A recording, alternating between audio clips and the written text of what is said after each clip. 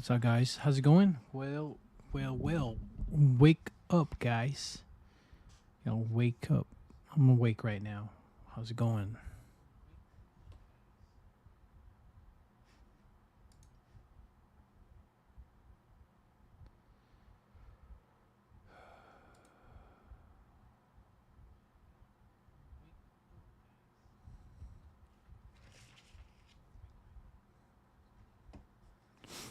I'm awake. Everybody's awake. It's like 2 a.m. out here, guys. I don't know why I am awake, why I'm so wide awake. Focus already. I'm trying to do my homework, by the way.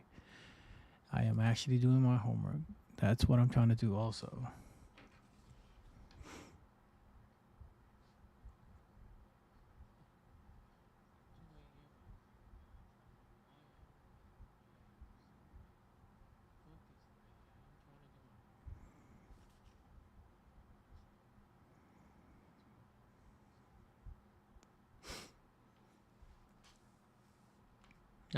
Right now we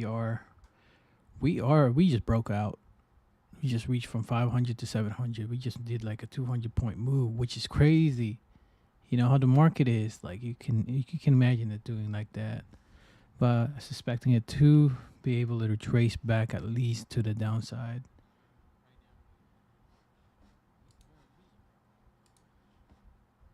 So we will see in a couple of, whatever. But I'm just gonna do my homework. I'm trying to go finish it up.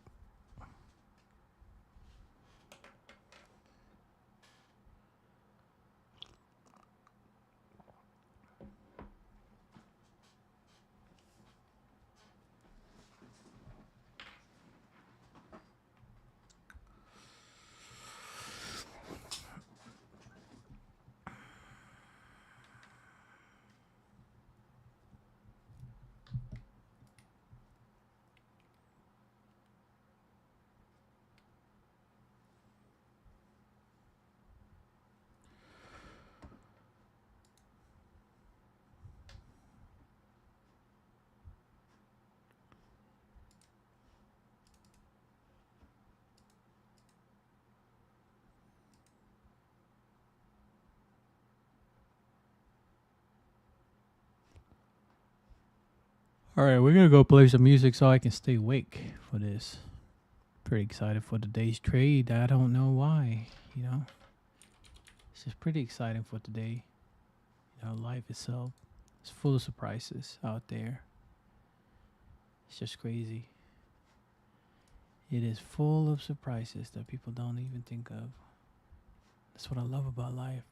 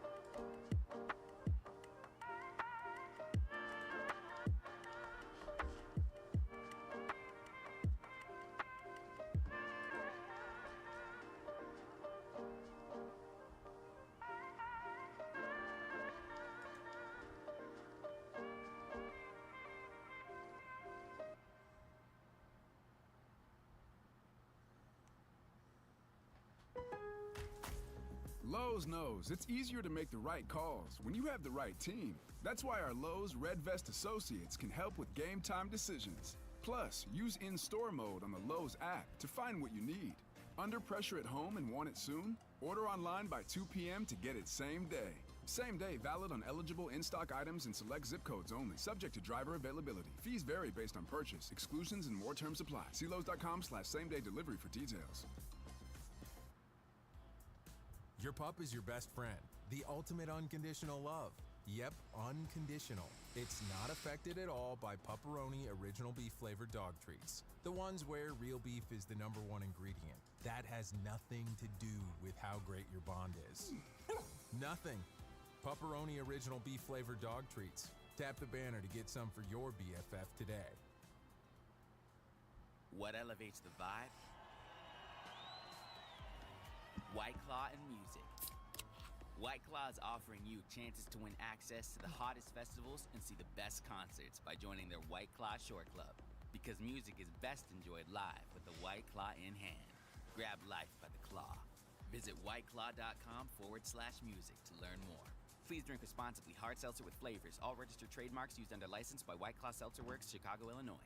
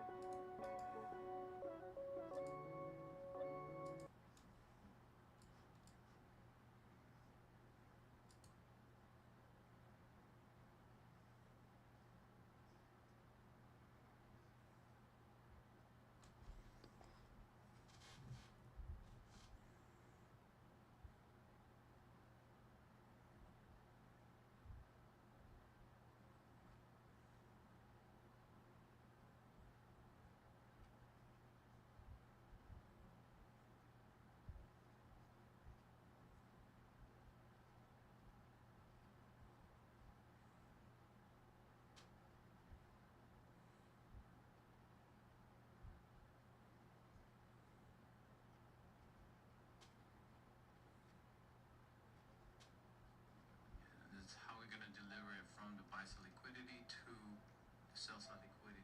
So at 10 a.m., there is a reason why.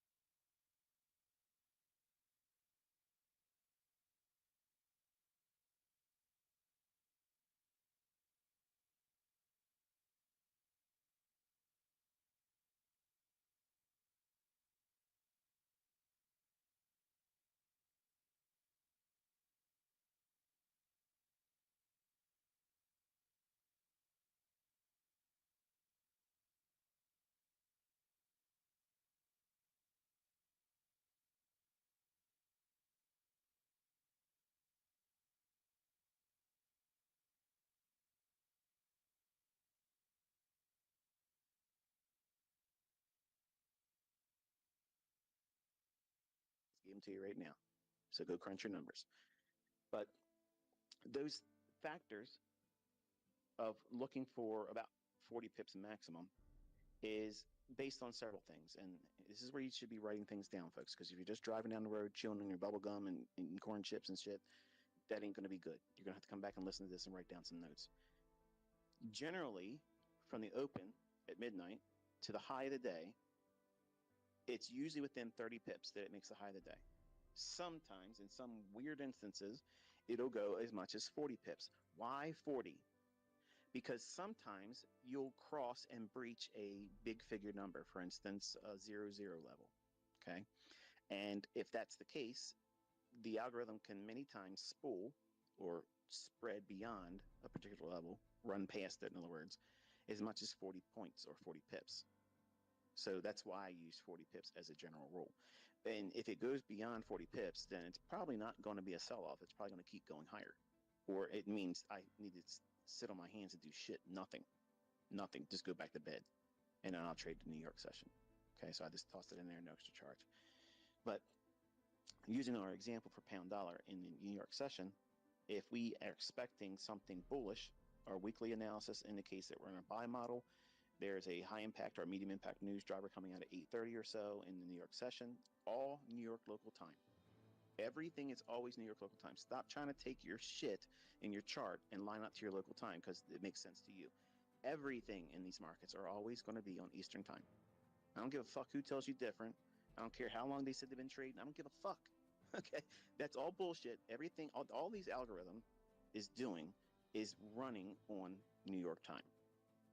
Midnight in New York, that's the beginning of your fucking day. It's not Wellington. It's not Asia. Okay, it's New York midnight. That's the opening. Okay, I don't give a fuck.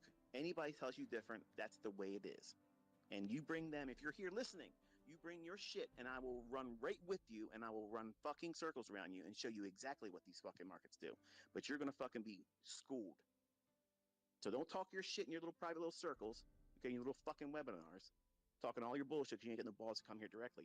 You do it right here, and I will run circles around your motherfucking Mickey Mouse ass. Clown. UK boy. So once you have that, you're waiting for price to either drop down, no more than 40 pips, down to a low. But if it runs down below a low that's lower than 40 pips, you don't do anything. You leave it alone. You wait. Just let that go. But if there's a low that say it's at 40 pips, lower than the market price, before that news driver comes out at 8:30, you look inside that low to where the market price is now. There should be a price leg that has moved up. Is there a fair value gap in that? If there is, then you're anticipating now that the market drops down into that fair value gap and not below the low. Now, here is that point of contention that every student of mine has, even private mentorship students. They want the silver bullet answer that says, okay, here we are. We're at the brass tacks. This is where the rubber meets the road. ICT, lay it on me, baby. This is it. Hear that? That's excitement in your voice. You're talking to yourself, and I'm not in the room with you. How do I know, ICT, that I can buy that fair value gap and it won't go below the low? Are you ready for this one? Ready? You got your pen and your paper? Write down this. I don't fucking know. You don't know. That's why you put a stop loss there. Are you fucking kidding me? Yeah, that's it. But what happens if it goes down there and I get stopped out? What you do is you wait for it to create a short-term high. Order filled. And then if it goes back below that short-term high, that's a shift in market structure. Wait for another fair value gap. Then you buy that one with half the risk that you lost on the first trade. If you lose on that one, you're done for the day. Done. How's that fucking complicated? It's liberating. You don't have to know. But if it does happen to you adversely, you know what you're going to do. And if it happens again as an adverse effect and you lose, you're done. You're fucking turning the charts off. You're done. That's your morning routine. You're done. You did your 2 trades. You've lost on both of them. You're done. Or the second one wins and you recuperate some of the drawdown, if not all of it, and maybe go into profit. That's the part that's going to separate all of you from the people that stick with this. Because if you can't accept the fact that you're probably going to lose and it won't change anything, it just takes a little bit away from you. Just like it takes away from your fucking gas tank when you drive to your fucking slave job. Okay? It costs you money to go to work, but you don't ever look at it like that. It costs you toll money to get to work, but you don't look at it like that. That's a fucking loss, okay? Your stop loss is getting hit every fucking day. As soon as you start that car up and you're driving down the fucking road, your stops are getting hit. It's costing you fucking money. You got to replace a fucking tire. You got to replace your tires. You got to change your fucking oil. Guess what? That's drawdown, baby. It's all about perception. You're running around with blinders on. You can't do this and not lose money. You're going to lose money. But you have to manage effectively how you lose it and come back from it. So you're going to do one of those two things. You're going to look for a swing low. Now, if it's less than preferably 30 pips, that swing low on the hypothetical example of pound dollar, I would, even if it had a fair value gap, I would give it the likelihood or the opportunity to trade below that low, especially if it's a high impact news driver. I would look for it to potentially run that low. But if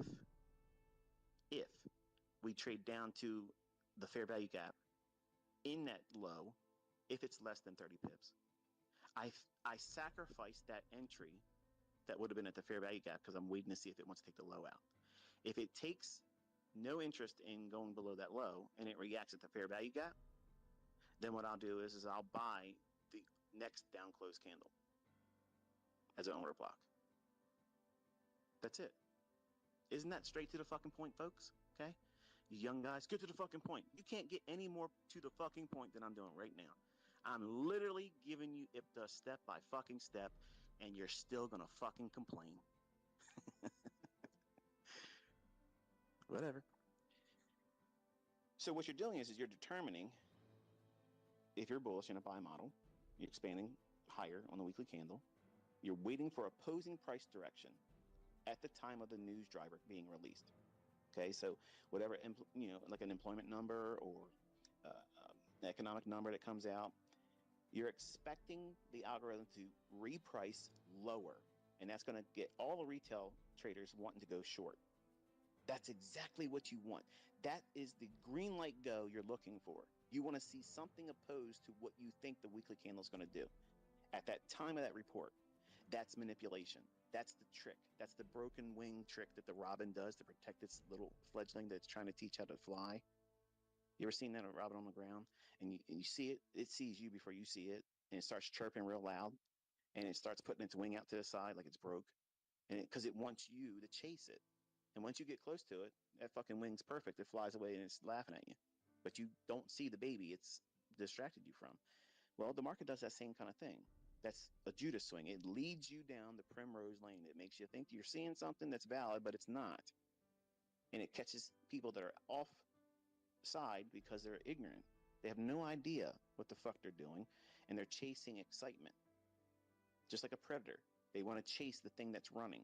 Well, when the market runs, think about what that's done. You have all these people that are neophytes. They're traders that have no idea what they're doing, and they're just anticipating doing something next, but they don't know what it is to do because they're looking at these candles forming, and they have no idea. But when there's an excitement and it moves really, really fast low, real quick, sudden, what does that make? Oh man, I'm missing it. FOMO kicks in, fear of missing out on the move. It's already dropped 20 points.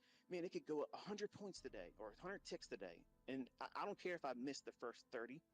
Let me just get in there right now at down 32 ticks. So you shorten, or they're shorting rather, into that move when you're looking to go long. That's smart. Order filled. That's what institutional mindset is. Okay, you're looking for the opposing view of what you're trying to do. That's Order that rejected. market efficiency paradigm. Remember month one in the core content? That's what you're doing. Smart Order money rejected. is a small little circle of entity that uses the greater community Order filled. against themselves. But they have to have that smaller community to act as a counterparty. So they use enticement, they induce the excitement of seeing these big movements, and it trips them up. And they're rushing into the marketplace with liquidity. What are they doing? That big drop that occurs. Let me say this. This might not occur in price, and if it doesn't, you do nothing. But if the market does drop, and all things being equal that I've outlined here, these are the things I would do to get into a trade.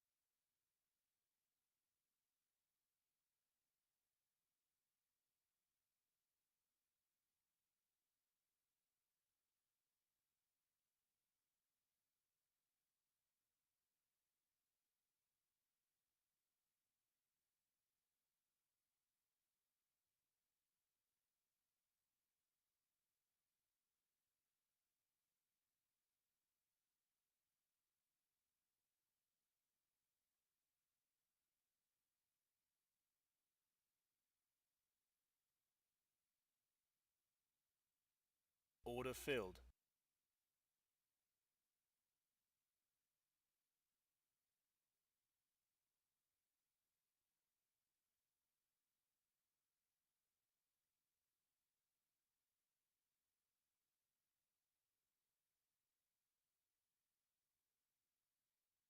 Well, I actually took a trade. That was a good trade. Made $73 out of that trade for a long. I think I should be done. I'm gonna just finish my homework. That's what I'm just gonna be doing for today. Just finish the homework. Try to get everything all situated as much as I can. I mean, that's pretty much the plan for today. Just try to get everything all situated as I can to get it going. And that's how life should be. That's how life should be. Enjoy the life you can have it to be.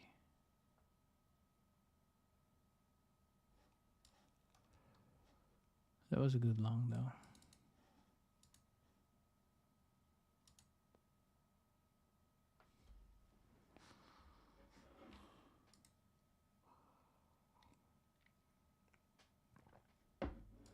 Man, I wasn't even trying to make money out of that. Thank God I made money out of that. Female.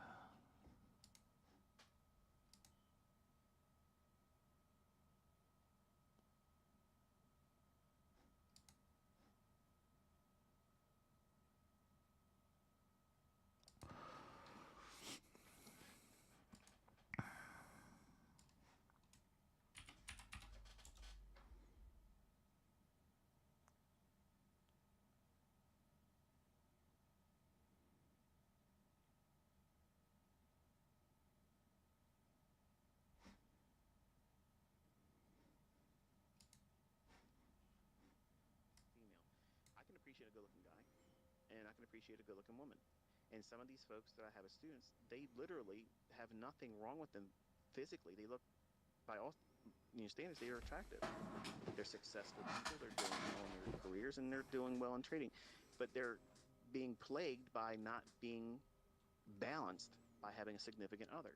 And then because of that loneliness, they go into the marketplace and they push the button to do what? To feel good. They're allowing their personal life to manifest itself in trading. You cannot look for a feel-good experience in trading. If you treat it like a massage parlor and looking for a happy ending, don't be surprised if you end up with STD. It's as simple as that. You can't do those types of things. These markets will literally take you out. They'll make you second guess everything, remove all sound logic, and you'll lose control. Like a drunken, promiscuous affair on the weekend that your spouse doesn't know about. You'll be in there doing stuff you shouldn't be doing. So why invite it? Why live your life like that to allow manifestations of those types of things in your trading? Folks, this is your business. This isn't a game. This isn't a hobby. If it is, you're doing it fucking wrong. You're doing it wrong unless this is your business and you're minding your fucking business. You're going to fail because you are competing against yourself. And if you haven't removed all the toxic things in your life and found coping skills to allow yourself to be fruitful, balanced, productive, disciplined, do this, don't do that. If you can't do those things in your personal life, you sure as hell ain't going to do it in trading. Who's managing you? Who's your boss? Who's going to reprimand you for losing money? I am honest about where my limitations are, and I have no bones about saying this is where my weakness is. My weakness in my trading is always my exits. I'm never satisfied with them. Does that make me poor of a trader? No. It means I'm honest. It means that I do have weaknesses. I just don't know how to make them better than they are. And when you have frailties, you have to embrace them. don't try to hide from them, because the fact that you're trying to hide from them is the same thing that causes everyone to have drawdown, blown accounts, because you're trying to do what? You're trying to avoid that losing trade. That one singular event where it's now taken something from you. You're trying to avoid that. And the fact you're trying to avoid that singular transaction turns into a series and chain of them, then your account's blown. Because you've ramped up your emotional and psychological impact. You've done that to yourself. That singular trade that was a losing trade, you made it now more significant. That trade cheated on you. That trade went outside of the relationships and the boundaries you set for it. And now you feel betrayed. So what do you want to do? You want revenge. You want to go find that motherfucker that cheated on you. And you go out there and you go into the marketplace looking for him. And you don't find them. You find somebody else. And they take again from you. And they take again and again and again. And you're hurt more each time. And it revs up that emotional and psychological impact. And you want it to go away. You want to feel victory. You want to feel like you've done the right thing. Because if you win, you've done the right thing. In your mind, that's what you're going to tell yourself. If you get the money back, you've done the right thing. And you didn't learn anything from that. When you should have said, stop. This hurt me.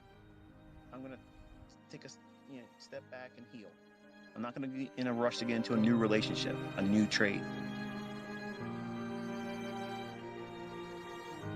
But it's not comfortable waiting around for Mr. Right or Miss Right.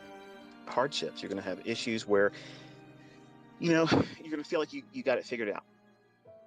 You'll have a week or two, maybe even a month, where you just did everything right. And this is where you get in trouble, young men.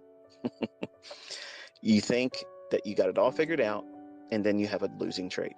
And it might not even be a significant loss. It might be something so small, 0.5% or whatever.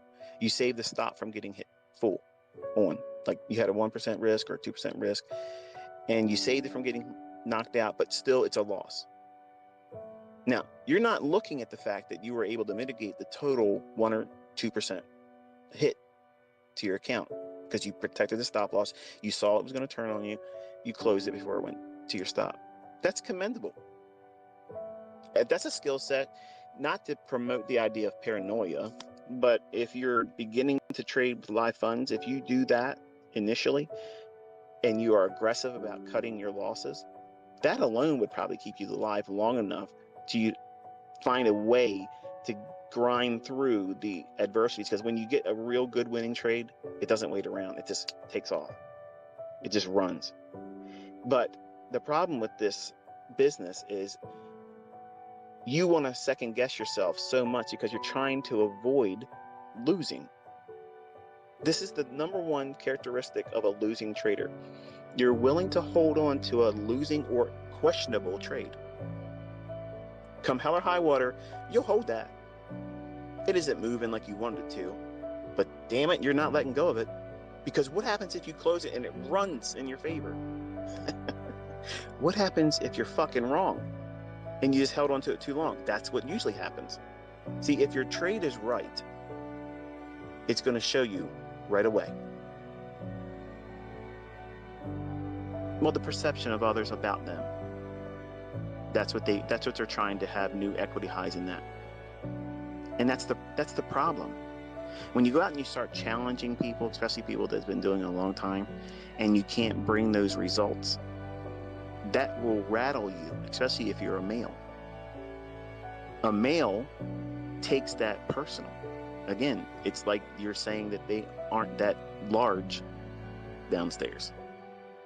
That's how they'll take it. That's what it feels like for a man in trading. If they are sizing up with someone else or someone else is calling them or tapping them on the shoulder, that feeling of, I got to live up to that. Because what if everyone else thinks that I can't do this and can't do that? And then what they do is they start doing things that they can't really do. And they are regretting it. MyFX books, announcing they're going to do funded challenges, all that kind of stuff. Don't do those things. If you don't do those things, I guarantee you your results will be phenomenal because you're placing no image in the results. You have no expectations held of yourself. You're not saying, I have to hit 20%. I got to do 10% a week. I got to do 100% in a month and a half or 2 months. All those types of goals are stupid. If you haven't been trading for at least 3 years and you're trying to do stuff like that, you're really making it more difficult than it needs to be. Versus, what happens if you just try to make 2% a week? Would you be happy if you had a funded account with, I don't know, $100,000 and you tripled it over the course of a year? I mean, how many of you would be like, fuck you, I don't want $200,000. Are you crazy? $200,000? What the hell would I want to have $200,000 for? That's insulting, ICT. Why would you even ask me that? That's what some of you are basically saying without saying those words. Because you want to double your account every month. What would $200,000 a year do for someone like yourself? Would it change your comfort? Would it make things a little bit easier? How about get yourself out of debt? Well, you don't have to work very hard to get that kind of result. It's very small little micro moves that you have to do, but when you make them for the week, you have to stop. Don't place any more Olympic feats on top of you. Don't try to live up to everyone's expectations of, hey, you're an ICT student, so you should be out there killing it like ICT style. No. One good trade a week. Do it and be done. It's about making money. It's about making money, folks, okay? It doesn't matter how many little hearts you get behind your Twitter posts or how many fanfare you get from all these other, I don't even know how Instagram works. Whatever that stuff is that would fluff a person up. Those things don't matter. Making fucking money does. Paying your bills does. Being able to eat. Taking care of your family. Paying your mortgage off. How about getting a house without a mortgage? Paying your car note off so that way you don't have to make any payments. New set of duds. Clothes. Doing something for someone that wouldn't expect it. Those types of things. That right there, that is a real motivator. Coping skills, going through the processes that I've taught in great detail on my YouTube channel. But the problem is, you're one of those individuals that want ICT to get right to the point. The point is, you don't listen. That's the point.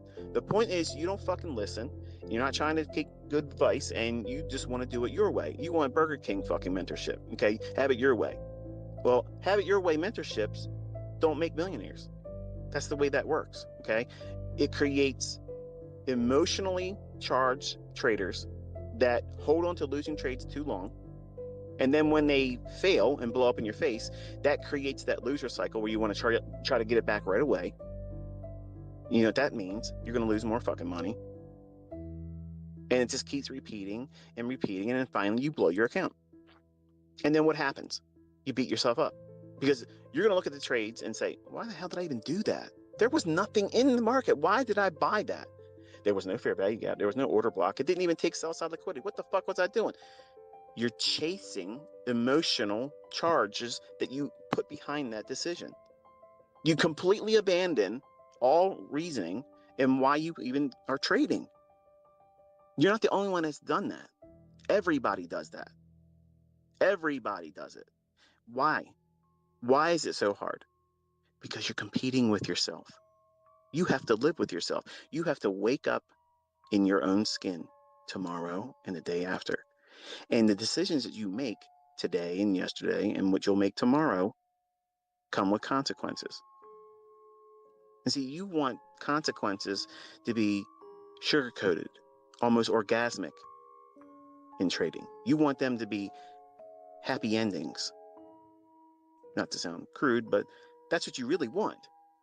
You want a chance meeting with a stranger and a knock on your bedpost. That's what you want. You want every night to be a one-night stand and it's all good, feel-good moments. I'm sorry. Sometimes you're going to wake up next to a hand grenade, and this is the way it is. And you are going to hurt yourself. But you got to say, look, you know what? I got pip drunk. I made some poor decisions. Thankfully, I'm not married to this person. And just slip out before they wake up and just live on, continue to trade and try not to do that same thing again. And this goes for both the ladies and the men. You know what I'm talking about. Somebody just whispered, I just did that last weekend. How's you know? I'm watching. I got my eyes on you. But the reason why it's so difficult trading is because you're competing against a fucking savage in the making. You are such a formidable adversary that you alone are the one that's holding yourself back. Nobody else is holding you back. These yahoos on the internet that say what you're trying to learn doesn't work, and all that didn't stop you. People commenting saying, oh, well, you're doing this and you're doing that. This is the real way of doing it. That doesn't motivate you to go chase that stuff. You're sticking to this. But you're the adversary. If you take the energy that you place in worrying about stupid shit and people that don't matter, and you apply it to yourself and how you can build yourself up so that way you could be useful to yourself and your friends and family that are worth being around. Yes, I said that because there are family members that you shouldn't have in your small circle. And when I cut those out of my life too, man, happiness. Because I'm gonna tell you something. When you start making lots of money, your fucking family does not like that. They don't like that. They're gonna look at you and say, you know what? This motherfucker here. I never noticed this bitch has an ego problem. Look at him. He's buying these cars. Now, I didn't drive my car over to their house. I didn't say, this is how much I pay for my car. They just found out I bought these cars.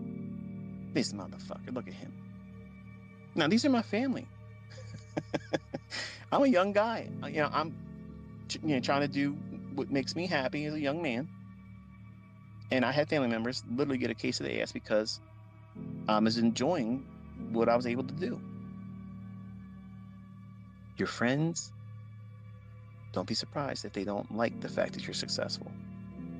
And they're going to be spiteful because they are too fucking lazy to do the same things that you're willing to give yourself a chance to work and grind through. Success is not something that falls in your lap. You got to work for it. And that means that you got to take your attention away from stupid, silly shit and stupid, silly people and apply it to hard work and be diligent about it and show up every day. And when you do that, results will come. And you're going to find out who your real friends and family are. Because the ones that really love you, they're going to say, you know what? If anybody was going to do it, it was going to be you. And I'm so proud. Look what you've been able to accomplish. That's amazing. Can you show me what you did? Not, look at you, motherfucker. You think you're better than me? Hey, if you got all that money, why don't you give me some? I heard more of the latter than the first. Why the fuck are you going to let people that are not successful tell you how to live your life and give you advice? Or if they tell you something, why are you allowing that to drain you or make you doubt what you're doing this for? If they're not better than you are in success, have more than you, earn more than you, and able to do what you're doing right now better than you, their fucking opinion doesn't matter. Love them from a distance. That's what I did. I didn't disown them. I just simply did not invite them into the conversation of my personal life, how I should live it, and what I should do with my personal wealth, period. You didn't help me. You didn't encourage me to make this fucking money. You sure as fuck are not entitled to tell me how to spend it. Now, out of context, that would sound like, damn, this guy's arrogant. No, I'm being real. If you were in my situation, that's how you would think about it too. Whose business is being ran here? Mine. Nobody runs my business. You didn't build it. You didn't take the risks to grow it. You weren't there to console me when I was blowing my accounts. You weren't there to encourage me to say, hey, keep going. None of that was seen by my family members. None of my friends did that either. And you're going to experience the same fucking thing. And guess what? Relish in it. Because when you get it and you arrive here, you got there on your own. None of your fucking friends and your fucking family members can say, we did this for you. We helped you. No, you didn't. You did not do any of that shit. I had to persevere just like you are. And let me tell you something. You can call this arrogance. You can call this ego. You can call it pride, whatever the fuck you want to call it. Okay. I call it conquering demons, because I had every night whispers and doubts coming in my head all the time. What if I really can't do this? What if I can't? What if I fail? What if I have to work the rest of my fucking life? I had to go to bed thinking about that shit. You know what I go to bed thinking about now? Man, I didn't have to do this today. Man, I didn't have to do that today. I look around, I see everybody else flipping out, driving around, losing their fucking mind. Traffic. I don't have to go through that. I don't have to go through that. I'm 50 years old. I don't have those cares in the world. And I want all of you to have that. I want you to have that. That's not privilege. Let me tell you something. I had to work my fucking ass off for this. I had to work. I had to work to make this work for me. It's normal. That part is normal.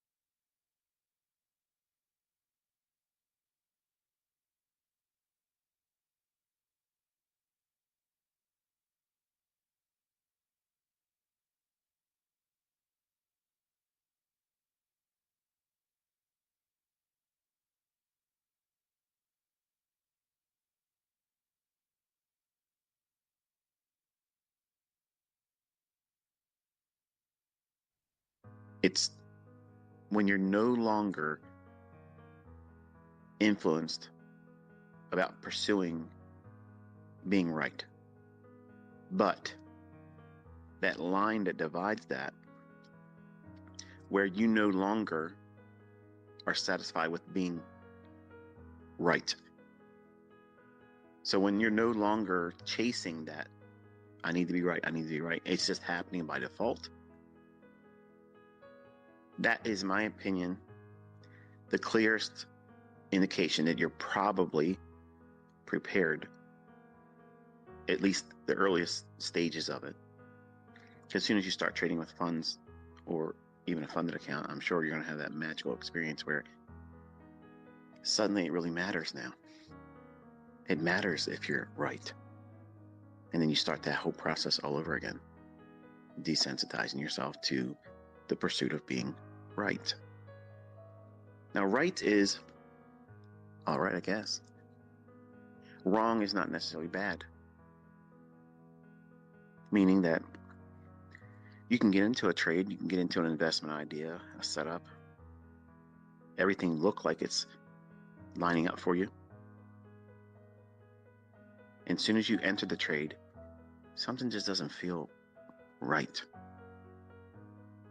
You give it a little bit of time, and then finally, you see enough to know that what you're looking at is not a viable setup anymore. And you do what is appropriate, you abort the trade. You turn it off, close it, it's done. Whatever loss, whatever result, you accept it. That's being wrong. But that's not being wrong in a bad way. It's being right about being wrong. And many of you, like me and everyone else that's come up in this industry, in the beginning, when you're trying to do your analysis, you want your analysis to be right.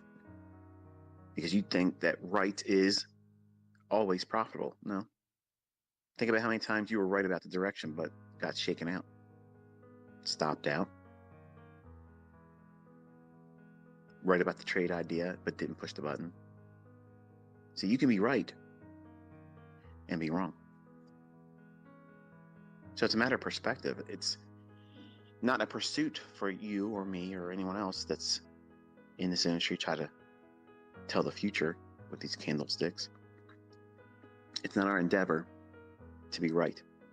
Our endeavor is to be consistent, doing the same things that's been measured, studied, and has shown to provide a probability that usually ends up in what the past has shown, but that's not indicative of the future.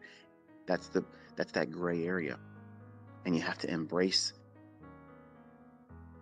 not being right all the time and being right enough. But there's a time when you get consistent with your outlook on the marketplace, your timing, your selection, bias, all those things that they come in alignment. And when you no longer have any real concern, not that you are numb to it, because that's a totally different thing, but you're indifferent to it. Obviously, everyone wants to see the outcome be favorable for them, but there's this state of mind that you're going to reach, and you really won't know what this feels like until you finally get there. And I'll talk about how you get there in a few minutes, but for now, the way I identify it is when you have a trade idea that you've engaged, you're in the trade now, the market's moving around, and you are absolutely disconnected in terms of emotion or needing it to be right. And equally so, you're not worried, you're not concerned if you get stopped out. The second one I'm going to talk about first. The reason why you wouldn't be concerned about being stopped out is because you know, if you've been doing the back testing, studying, watching real-time price action with me, you can see that these things are predictable. They're based on time delivery. And these structures that come into the marketplace that present our opportunities, and it may not be an opportunity that you have identified yet. You haven't found your model, but that's okay. You'll find it. It'll come to you.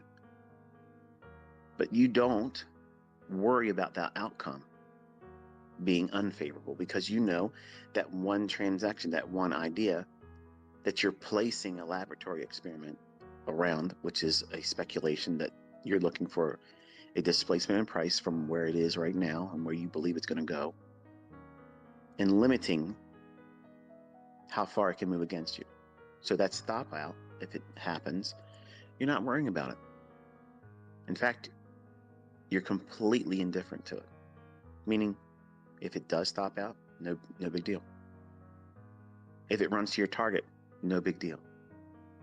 It's just one transaction. It's one thing that you're doing right now that absolutely has no power over removing you from your entire career. Let's flip the script now. As much as we are not concerned about losing, having a bad result, being stopped out, we're not worrying about being right. We're not worrying about it going to our profit target. We're not worrying about doing a full pull. A full pull is whatever size position you build up, you take all of it off at your target, and that's it. It's all or nothing. And while you're learning it's important not to have that mindset. No matter who tells you otherwise, it's important for you to reward yourself incrementally. Over time, you'll know when the trades are really in your favor to do full pulls where you don't take any partials, you're just managing the trade with a stop loss. But that takes time. It also takes time getting past the point of needing to be right. Because right doesn't equate to being profitable. It sounds like it's an impossibility because, you know, if you buy and it goes up, you should have made money, right?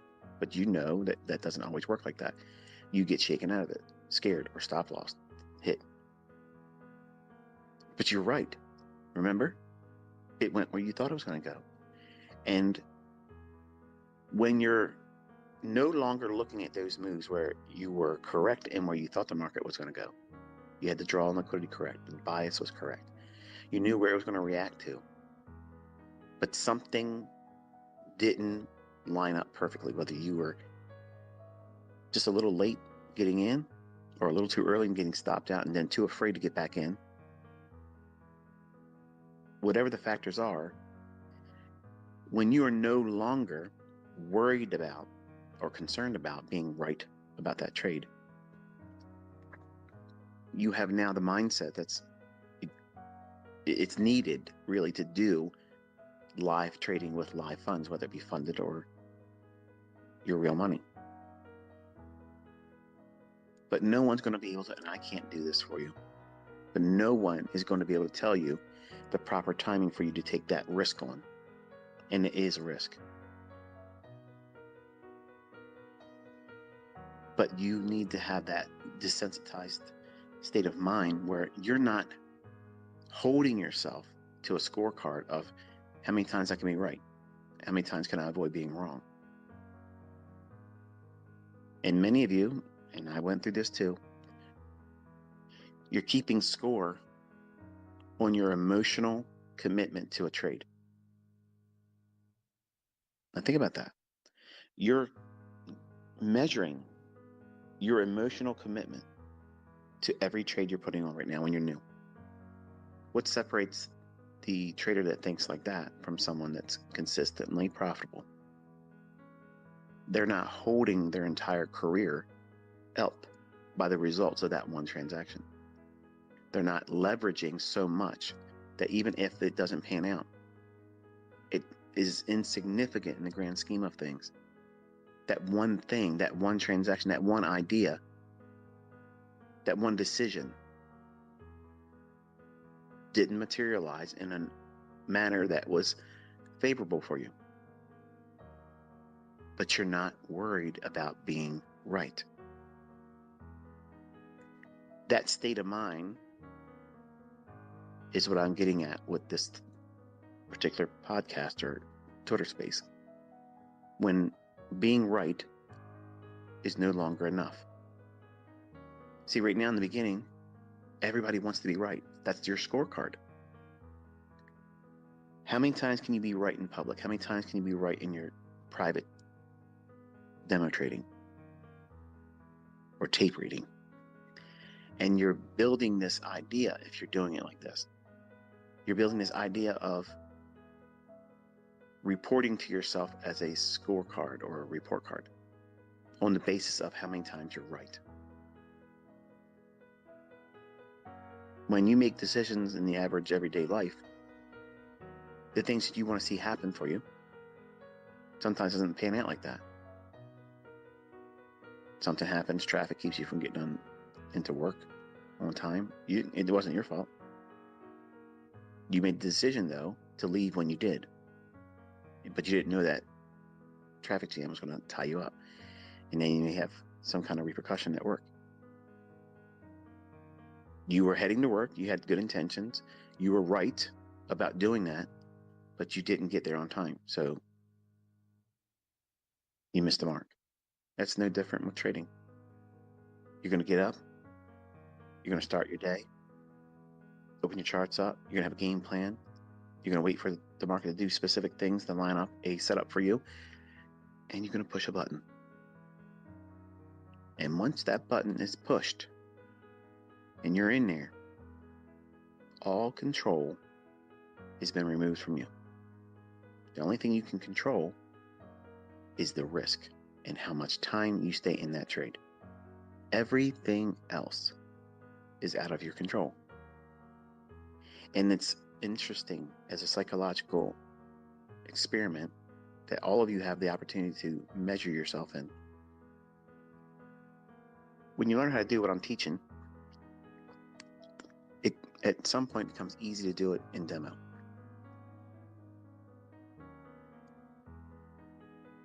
You get confident that you can do it consistently. Some time in the future, for you, you'll decide when being right is no longer enough. You'll want to trade. You'll want to do a funded account, or you'll want to speculate with your own live funds. And when you push the button then, you don't have that blank void of, if I'm wrong, I don't lose anything. Now you have, I got to be right. Because if I'm not right, I lose money. And now where's your mind focusing? You're worrying about the risk too much. There's a great deal of acceptance that's required for us to do this with real money. And that risk is, unfortunately, something you need to embrace. You can't shy away from it, because if you are shy to risk, you can't do this in live funds. And a lot of people discover that they can't do it without going through some kind of growing pains. And some of that is very long and arduous. It's just daunting to get through for some of you. But you have to be prepared for that being the case for you, because you're wrestling with wanting to be right again and not have that feeling of, if I'm wrong, it doesn't hurt. That's the reason why we teach to be completely bored. You shouldn't be excited about it. If it goes to your target, okay. I mean, are you going to work every day thinking, man, look at this. I got here again on time and I get to spend all these hours again for the man. I hope he appreciates me. No, of course not. It's just something that you do. It's a routine. But you need to make your trading just like that. And the only way you can get it like that is by completely desensitizing yourself to the outcome. Making it all about, am I following the rule? Am I following the protocol? Am I managing risk impeccably? Are you doing everything to preserve capital first and foremost? Because if you're doing that, and your model is rooted in sound logic and things that I've been teaching and proving that exist in price action live, you have the best opportunity for you to submit to that process. And over time, this is why it's important, if you ever make the step or leap of faith into trading with a funded account or live funds in your own brokerage account, you start with a very, very insignificant amount of money. And you go through that whole process again of desensitizing yourself. Don't make it about, I got to make a 5-figure withdrawal. I got to make $1,000 withdrawal. If you start putting time limits on your goals in something like this industry, it makes you impulsive. It ushers in fear of missing out and plain old-fashioned fear.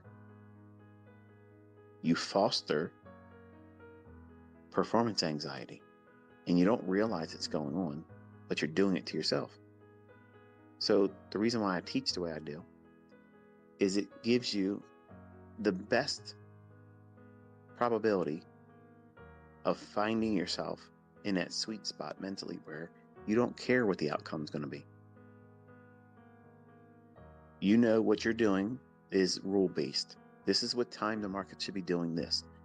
This is where the market should be gravitating towards, and this is the draw on liquidity. I'm submitting to that idea when I'm looking at the charts, and I'm waiting for something to be a catalyst that I've been studying for months and did back testing on. I see it, it makes perfect sense to me, and I know where to place my stop. I know when I would move my stop. I know when I'm going to take my first and second, third, if it's possible, partial. I'm also looking for the things that would negate the idea. What kills the trade idea? These are all things that you have to have understood. Just because you have been consistent here and there with demo, don't think that you are prepared to trade with a funded account or live funds. You're not. You have to be completely bored of the outcome. It's the same thing. You're doing the same thing over and over again. There's going to be a state of impatience because you'll get to this consistency stage where you can do demos and you're able to find it and do well with it. Very little drawdown. It goes to your targets and you're done. And you start forming these disciplined ideas about how many times you're going to trade per day or session, and then you're going to stop. No matter how good you feel like you're on the side of the marketplace, no matter how dialed in you feel, it's time to close and get up from the table, take your chips, cash them in, and come back tomorrow. But that's very hard because being right is addictive. Being right is what everybody wants to experience all the time. And they want to feel that consistently too soon. It's something you can't obtain quickly.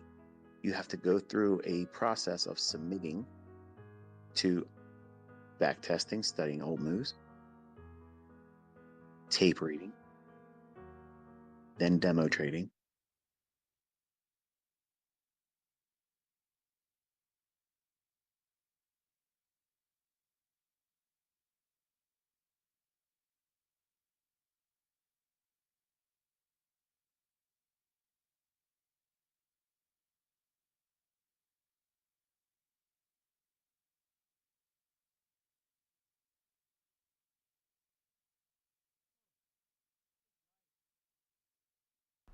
All right, guys. So it is about, what time is it? It's pretty early today. It's like 3:25. There's a lot of things that's happening. Emotion, all of that going. And you know what you're gonna do about it? You're gonna make money out of it. You know. I was just listening to ICT and all of his controlling everything, like emotion wise, all that stuff. When it comes to trading, the trading itself, it's not that easy as what you guys can think of, and especially with you trying to balance it with the family and all that stuff. It's actually not really good to be trading emotionally, and I think it's really cool to listen from ICT. Definitely, it's a good concept. I was trying to get some more, ideas on how to trade this market, bro. But I am pretty sleepy. I gotta start doing some things, man.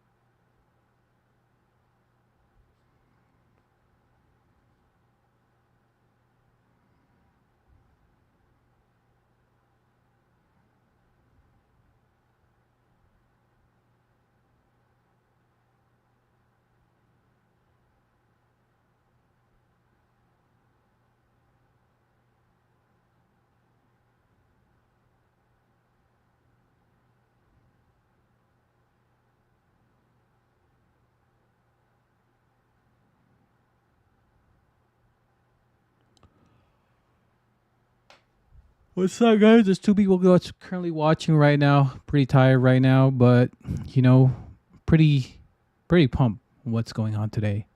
And, it's morning. Woke up so early. Woke up like 1:30. And I don't know. I mean, it's pretty scary right now, to be honest with you, what's happening. Pretty scary. I like looking for some podcasts and stuff just to listen to while I do things, some normal things in life. And it makes it really, really cool to actually see, things that you have yourself going. And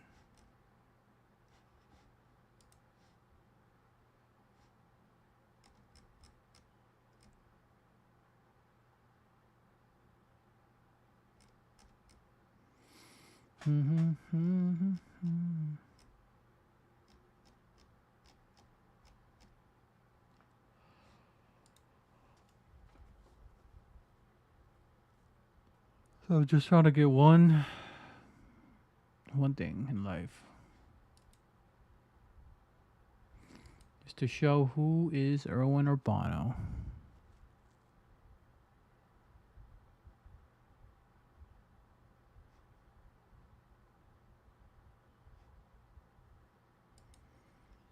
How many setups offered 5 points with something just like this at these key times of the day? And then do the math. If you could just do 1/2 of that, or just 1/4 of that with one mini, it's real easy to see how it's just a matter of time before that thing you call a job no longer is a hindrance to you, because it is a hindrance to you. Where you have your faith chained to their boss's generosity.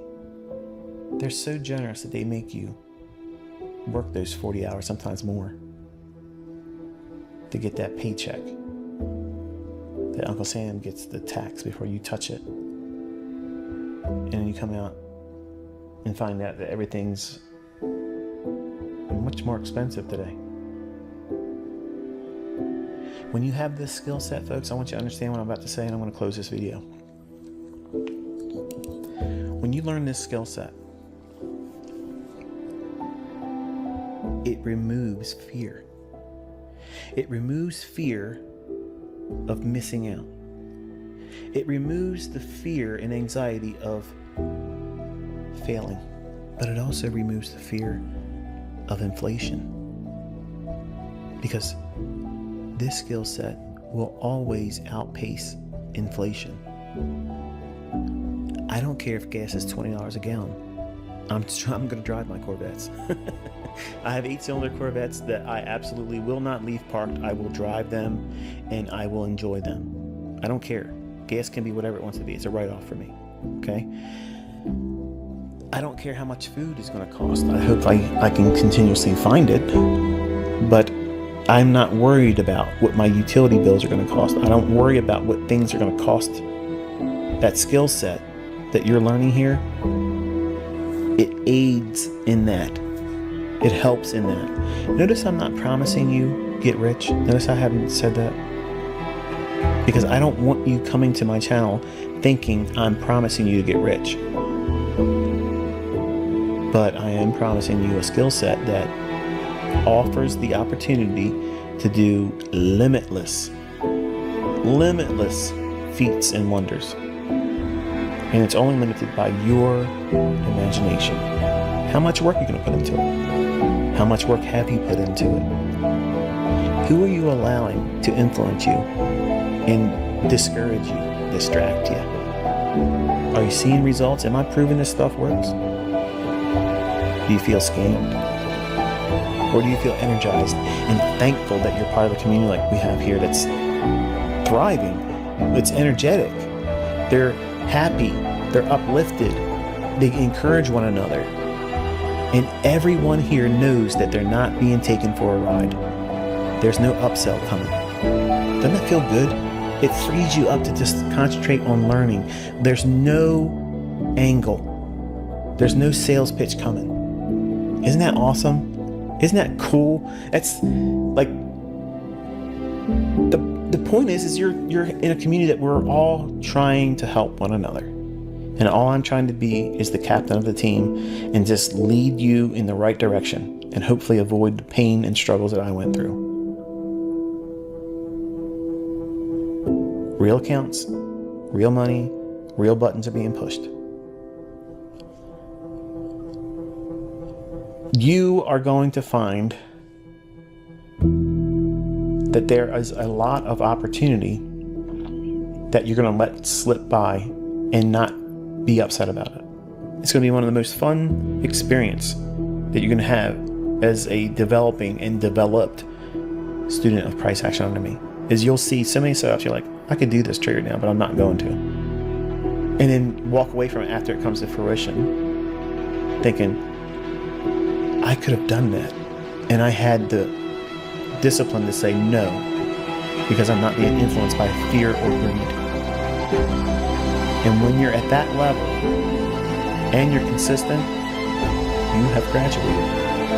You are an independent thinker. You have mastered fear and greed. You have operated with a level of discipline that is unknown to majority of traders on YouTube, Instagram, Facebook, wherever.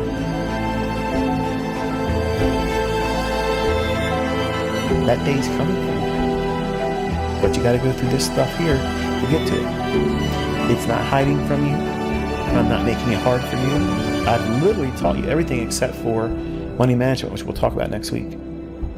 And then you have the complete understanding of what it is you're doing here. And you're just going to do the same thing every day. Some days you'll get it right. Some days you won't.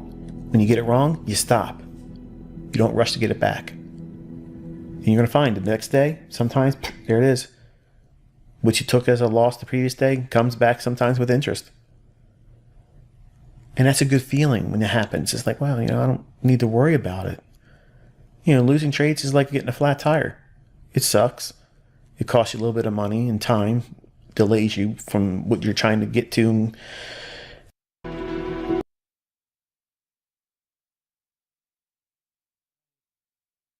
You know what's crazy about it is that his speech, like his motivational speech, actually is true. Like inflation will, like trading itself. If you develop that skills, it will actually outpace the inflation as a trader. Like you won't even have to worry about like money and stuff, which is insane. Like I'm just saying. If you guys are traders and stuff, it makes sense. I'm gonna go listen to it again. See so many setups, you're like, I could do this. Real buttons are being pushed. You are going to find that there is a lot of opportunity that you're going to let slip by and not be upset about it. It's going to be one of the most fun experience that you're going to have as a developing and developed student of price action under me. Is you'll see so many setups, you're like, I could do this trade now, but I'm not going to. And then walk away from it after it comes to fruition, thinking, I could have done that. And I had the discipline to say no, because I'm not being influenced by fear or greed. And when you're at that level and you're consistent, you have graduated. You are an independent thinker. You have mastered fear and greed. You have operated with a level of discipline that is unknown. So you're like, I can find. The point is you're in a community that we're all trying to help one another. And all I'm trying to be is the captain of the team and just lead you in the right direction and hopefully avoid the pain and struggles that I went through. Real accounts, real money, real buttons are being pushed. You are going to find that there is a lot of opportunity that you're going to let slip by and not be upset about it. It's going to be one of the most fun experience that you're going to have as a developing and developed student of price action under me. is you'll see so many setups, you're like, I could do this trade right now, but I'm not going to. And then walk away from it after it comes to fruition, thinking, I could have done that. And I had the discipline to say no, because I'm not being influenced by fear or greed. And when you're at that level and you're consistent, you have graduated. You are an independent thinker. You have mastered fear and greed. You have operated with a level of discipline that is unknown to majority of traders on YouTube, Instagram, Facebook, wherever.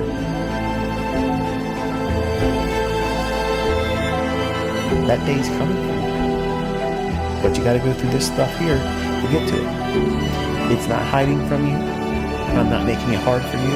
I've literally taught you everything except for money management, which we'll talk about next week. And then you have the complete understanding of what it is you're doing here. And you're just going to do the same thing every day. Some days you'll get it right. Some days you won't. When you get it wrong, you stop. You don't rush to get it back. And you're going to find the next day, sometimes, there it is. What you took as a loss the previous day comes back sometimes with interest.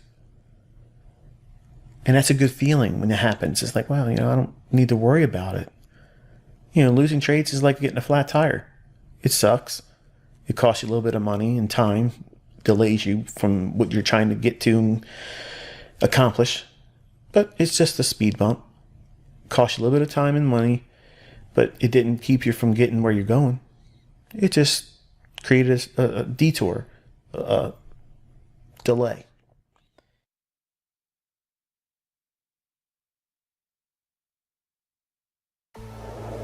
I developed a very strong work ethic.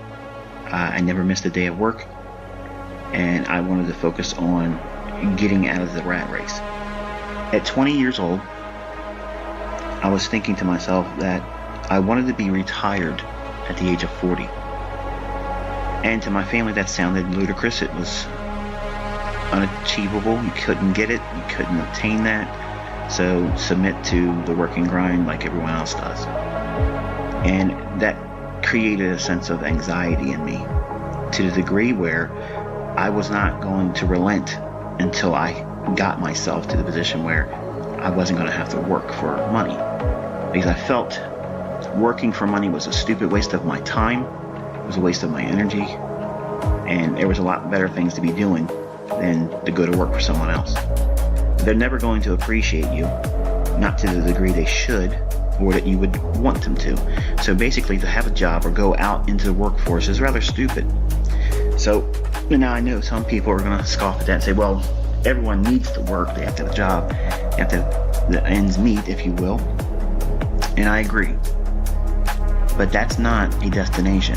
Now, unfortunately, most people create that as their final destination because of procrastination, fear of failure, failure to observe the realities of having the resources, whether you accept the fact that you do or don't. Everyone has resources. There's absolutely zero excuses why within 10 years anyone can retire. Now, I'm not saying that you are going to retire a multi-millionaire, but you could certainly find a way to replace your current income. Now, if you could do that, think about it. Isn't that really the definition of being rich?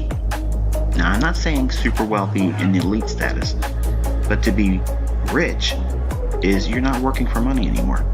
So if you find a way to replace your current income, even if it never goes up, if you just made ends meet, that's rich.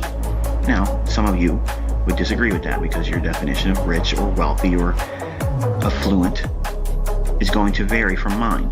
But I'm telling you from a storyline, this is how I came up from this. I came from a very, very modest upbringing, very modest start. So it was a 20-year plan for me. Now, for most of you, you won't subscribe to that. 20 years is too long. Sorry, let me go to the next video. Let me go to another YouTube mentor. Let me see who's selling the system. Okay, give me a process of, give me in 1, 2, 3, give me the profits and wash, rinse, repeat. I never really subscribed to that very long, initially because everyone's baptized in the same way. with trading. It's indicators and buy and sell and this, that, and the other thing. But I found quickly that that wasn't the way to do it. And because I'm a very analytical person, I have a very technical approach to things. I'm methodical in a lot of ways, and I've always been that way. So if someone speaks to me, I'm always analyzing what's their alternative motive. What's their ulterior motive? And maybe there isn't one, but I'm always thinking that, and I'm always trying to decipher, get to the root cause of problems, because that's where the solution resides. In the American society, we're trained to accept the problem and just grind through it. I don't subscribe to that view. I subscribe to the fact that there is an alternative solution to our present condition that is working too much for too little. So I had to submit to a long-term process because I had readily admitted that my aptitude for it was probably going to be insufficient. So therefore, I allowed myself up to the age of 40 years old before I would really consider myself proficient, success, whatever. Okay, so I was already building in a far and wide definition of success, and I gave it a long-term deadline. Now, if you're living with your folks, or if you're living with family members, or if you're living with a person that you don't really want to be with, but because of necessity you have to be there, that is many times a very toxic environment. And when I began trading, I kept it quiet. I didn't tell anybody what I was doing because I already knew what the answer was going to be.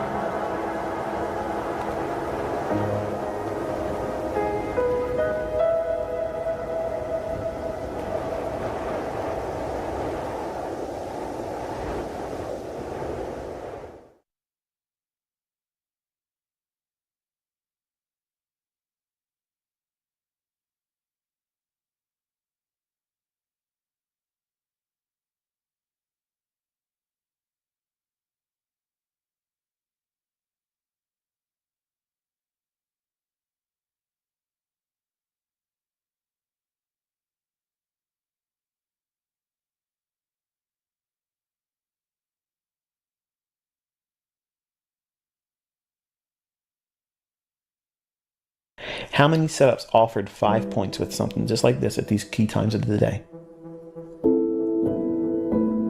And then do the math. When I was replenishing the money I blew in those accounts, I had to work a secondary job to get it. And it took a lot to be able to get that money back in there just to do it again. But I didn't lose hope. I was cussing and ranting and raving the whole time I had to do it, wanting to quit the extra job I was working. But I knew, unless I did this, nothing's going to change. Nothing is going to change unless you put your feet to the ground and say, I'm digging my heels in. I know it's going to be hard. I know I'm going to have pushback. I know it's going to be requiring me to put time into it. When all my friends are out there running around and clubbing and doing this and chasing tail and doing this and doing that and drinking and having fun on the weekends, no, I'm going to be in these charts studying. I'm going to be living my life differently. But they're still going to be out there trying to chase tail, broke as fuck, driving a beater fucking car, and ain't doing shit in their life. And you'll be able to pull down annual fucking salaries on a week. You can't even imagine where you're going to be. You can't even imagine it. Whatever you think is your level of success, it's not big enough. It's not big enough. You have no idea. When you strip all these limitations that you put on yourself, you shackle yourself with your own mindset. You do it. This is all I can see myself doing right now. When you start making $100,000 a year, you start thinking to yourself, well, shit, that wasn't all that hard. I thought it was really hard. Well, now I'm going to aim for $500,000. And the attempts that you do to do that, you get there in less than half the time. And you start thinking, well, shit, they say the first $1 million is the hardest one. I'm about there. Boom, in a couple more months, and then you're there. And you look back and say, $1 million isn't all that much money.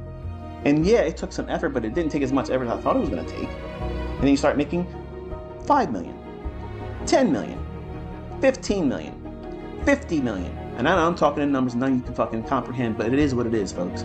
It's just math. It's just math. You're compounding the efforts of what you're able to do on the smallest form. And watch it. That's teaching you patience.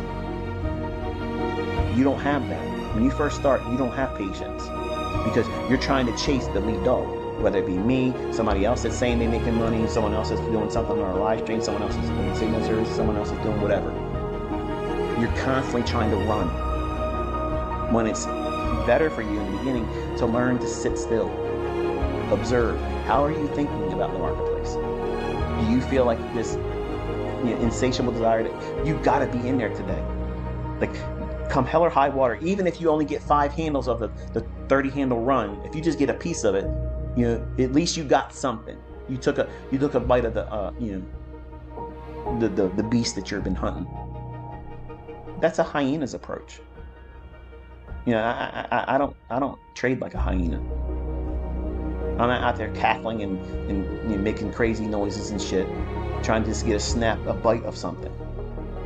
I'm out there literally stalking and waiting. And when I see the weak one in the herd, the Judas swing, to see the retail traders thinking that they got something that's easy money for them, if that's 100% diametrically opposed to what I'm anticipating in price, I'm running that fucker down. And I'm going home with a full belly. And I'm not second guessing it.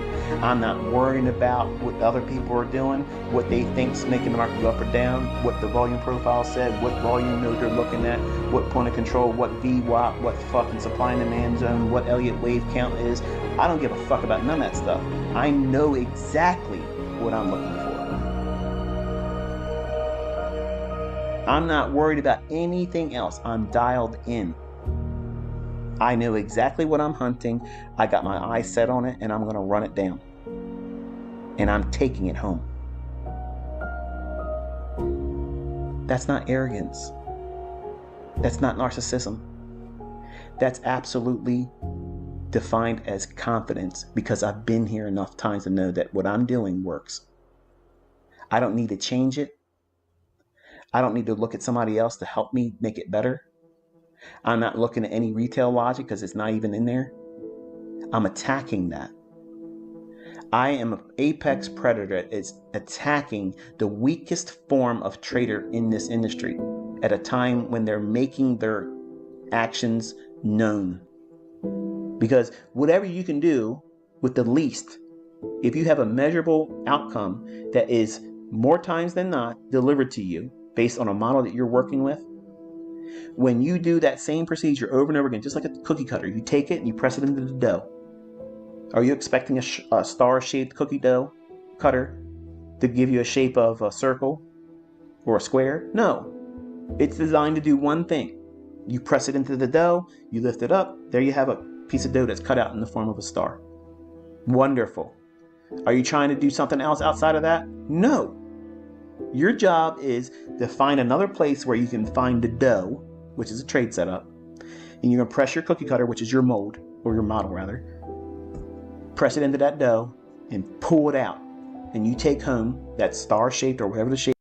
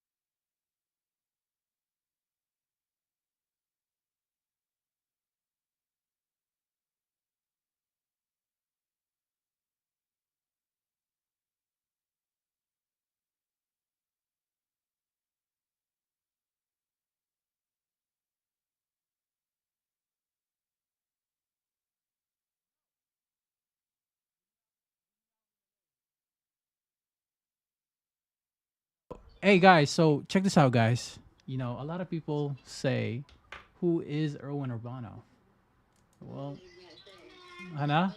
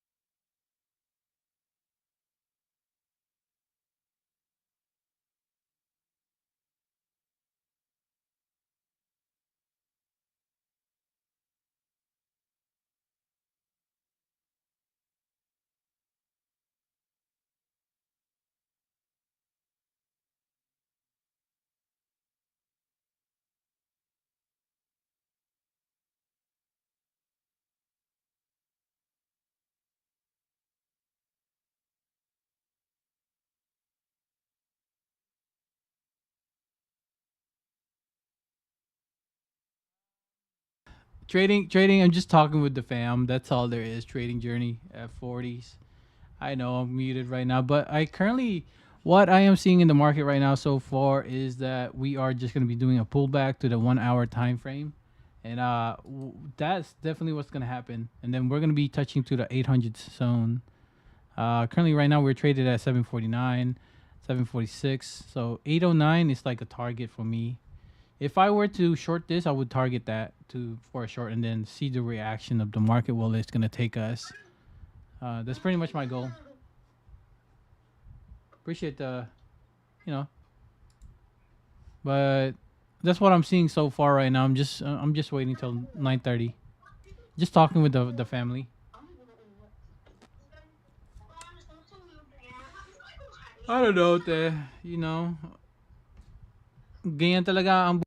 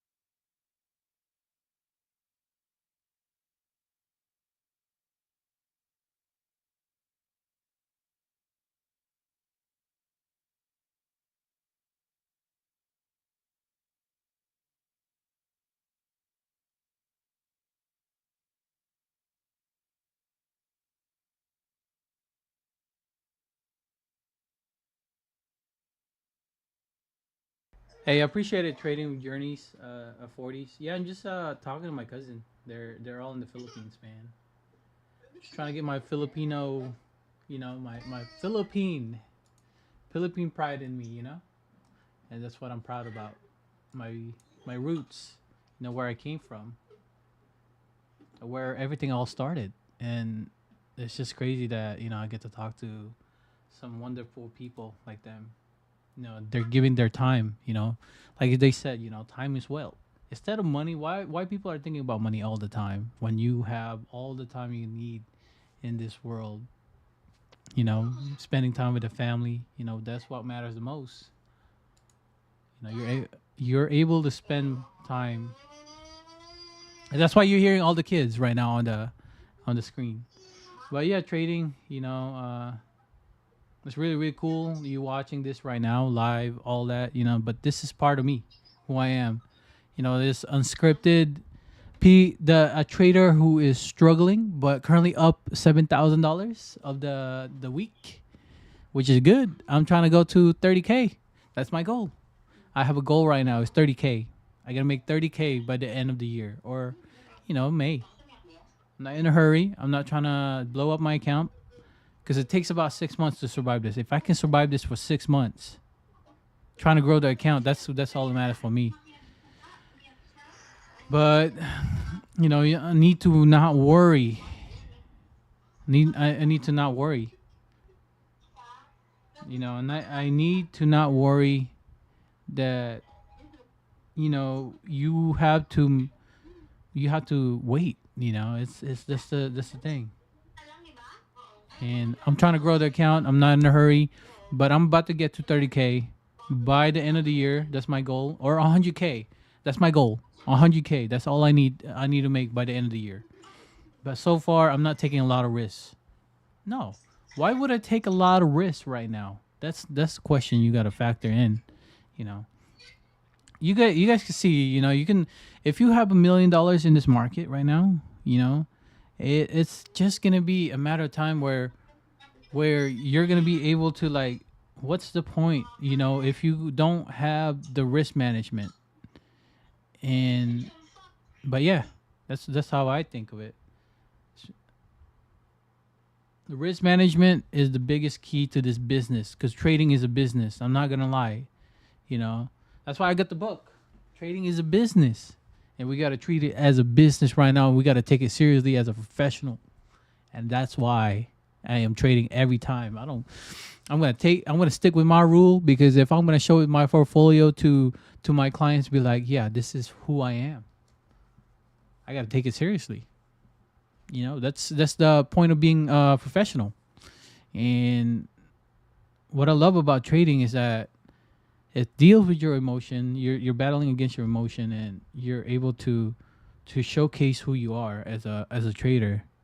And once I get the money, I'm about to go invest it. Spread it to the world. Believing on their ideas. Their innovation, their who they are, the people in need. And that's my goal in life, is able to share ideas of who I am. There's only 2 people watching right now, but later on they're going to be watching this later because they're sleeping. And you trading journeys, I know you're struggling in trading. I know that for sure. That's why stick with me till the end, man. Because you're about to see who is Erwin Urbano. And I'm about to show you guys that we're about to make the 100K by the end of the year. No, actually not. I'm not 100K. I'm going to take my time. Like what ICT is saying, take your time. We're not in a hurry. Life is not a race, but it's a journey. And that's the thing about trading, is that everybody thinks that it's easy to make money, but it's not. Imagine this, 50K to around 150K. You only have $4,500 to risk. How are you going to split that? Are you going to be trading micros? What is like your goal, man? You got an end goal out of this when you're trading this. Your end goal is to survive. Take all the small crumb that you can get out of it. And that's what's crazy about becoming a trader. And the people that's watching, 2 people watching, you guys are able to see the process, the growth, and what you guys are looking at in the chart. And that's what I like about it. The trading itself is a journey. It's not, it doesn't take that much. Yes, I made in a couple of months, I made $10,000 to $15,000, but I was in a hurry. And most of the journey that I have been going through, it's just, I went to Japan for 3 years. I was there for 3 years. I didn't take trading so seriously. And next thing you know, I blew the account that I had. And I'm supposed to have a plan, man. I have to value my money. And that's why it's like part of me growing as a trader.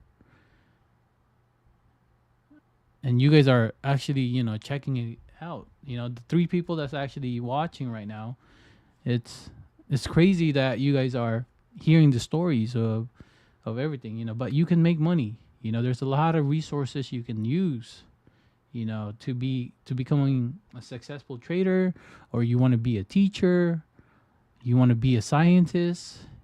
You just have to get up your bed. In order for you to be a boss, or you want to be a business owner, it all takes for you to realize that money itself is not a problem. You just have to find ways to make money. There's multiple income that you can use. You can be a YouTuber. You can be anybody, man. It's just you have to just get up and study.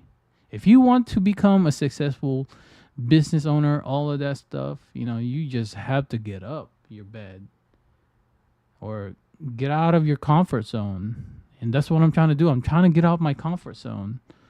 I'm trying to be the person that I want to be. And for the past 1 year, I've been sleeping in. I was wasting my time in here, just sleeping in. And that's why I'm awake. 3 a.m. is what time I wake up.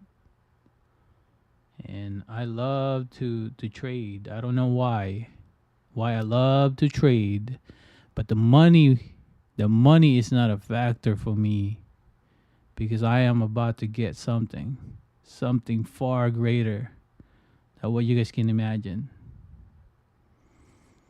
It's crazy, it's crazy. This journey is that I am actually embarking, and the people that believes in my investment, all that stuff, the that that I do, it's my time. I'm putting my time into to telling you guys this, all that stuff. Especially ICT. If he's watching this, ICT, I know you got 1.3 million subscriber. Make sure you bring them in here because I'm trying to build a community where everybody can share ideas. It's ideas that you guys can experience, and that's why I'm streaming right now is because I wanted to show my cousin because they're gonna be here in America. She's gonna be here in America. Her name is Carla. She's a mother. But she's gonna do something great. And the reason why I'm trying to go back in the Philippines is because I want to find my roots, man. I'm trying to be who I am as a Filipino trader. Trying to find myself. And right now I'm trapped here in America. Trapped here in America because I got a lot of things that's going on that I need to take care of first. And when I go back home in the Philippines, you guys are about to see who I am, and it's just gonna be great. So right now I'm just working out my body. I'm trying to work out as much as I can, and that's pretty much it, man. I love to trade. I love to trade. Love to be who I am, and that's what's so great about becoming a trader. She's listening right now, which is crazy. She's probably watching in YouTube. This it's crazy how life we have here in America. It's hard. We got to keep grinding, and my mom when she works, all that stuff. Everybody works. All they do is work. And I'm the only one here trying to find alternative ways to become a trader because it's so easy to make money in the market. You can make so much money in the market if you know what you're doing. You're able to do Gattle, Rag, dude. I really appreciate that. It's really, really, really, really cool because I really appreciate that, man. And I love to think, you got to take your time as someone that you can, that the trader you want to be. And for some reason, I just didn't get to show you guys that in the past. Because I know I built this YouTube like 6 months ago, and right now I'm just waking up from who I am. But yes, it is a trader. It is a. I already made $70, $70 on my funding account, my funded account. So you times that by 3, that's already 70 times 3. That's already what? 2,100? Yeah, no, $200. So $200 of your work. Tawagan mo ako. Sige. Bye, ate. Ikaw pala yung ate. Okay, bye.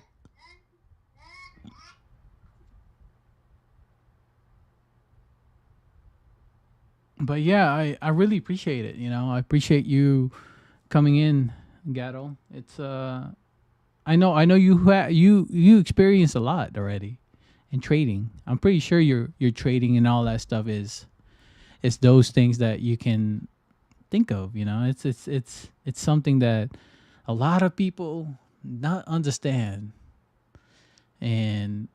but there's resources you can use, and that's why I'm gonna be sharing with you guys my Discord. I got a lot of friends. They share ideas, and RC, everybody else, they're just there to actually experience my growth as a person and also who I am. And dude, it's just crazy that you guys are here to actually listen. There's only 3 people that's currently watching. I don't care if there's only 3 people that's watching. Like IV itself, man. IV is also he's learning also, but he's kind of a long-term trader. Yeah, trading journey, dude. You don't need to race, man. You're not in a hurry. You got the time in the world. I'm telling you right now, man. We have the thing that I could give you right now, man. It's just probably as a trader is that a lot of people they see all this P&L, but they forget to live their life, man. If you made your profit today, think about this. If you made your profit today, just take a break. Go do something fun. You don't need to be revenge trading. And that's what I experienced so far. I'm going to school. I'm going to school also. I own a business. And just for me as a trader, it's really a journey, trading journey at 40. I know you're 40 years old, but bro, I'm about to be 40 pretty soon. Also, that's like 8 years though. 8 years. I'm 32, so where I'm about to be in 8 years. I'm about to be 40, and I'm gonna continue to trade. But I have to develop something. I have to be disciplined. So, what I'm telling you right now, man, as a person who is on this journey. It's just, even though there's small community, this is why I like just, only a small community, because I get to talk to you guys. I get to tell you guys stories that you guys can be experiencing, like the things that we can do to make a difference. But I think that we're going to be reaching for the sell side liquidity. You guys can see right here, there's a lot of imbalances right here. What I'm seeing is we can either go reach for the liquidity right here on the sell side, but more likely, I think we're gonna have a pullback. If I just wanted to reach this level right here, but we already broke through. Imagine this, yeah. This is from yesterday. We can retest this area right here, I'm definitely gonna get in for a short. But I definitely want this to go up to 800, and that's what just being patient enough. 50 points if you have one micro or and you can take it down here. That's all that matters. But for me, if I go long, I could go long right here on this imbalances on the 1 hour time frame. Almost anything that you can imagine of. It's just you just have to be disciplined, because it's so easy to press just the button itself, And like for example, like this one right here, right? So I'm paper trading right now to practice my own strategy and what I like about my strategy. So this one is up at $4.9 million. Just paper trading, practicing, practice your style of trading. Are you a 5-minute holder or a 15-minute holder?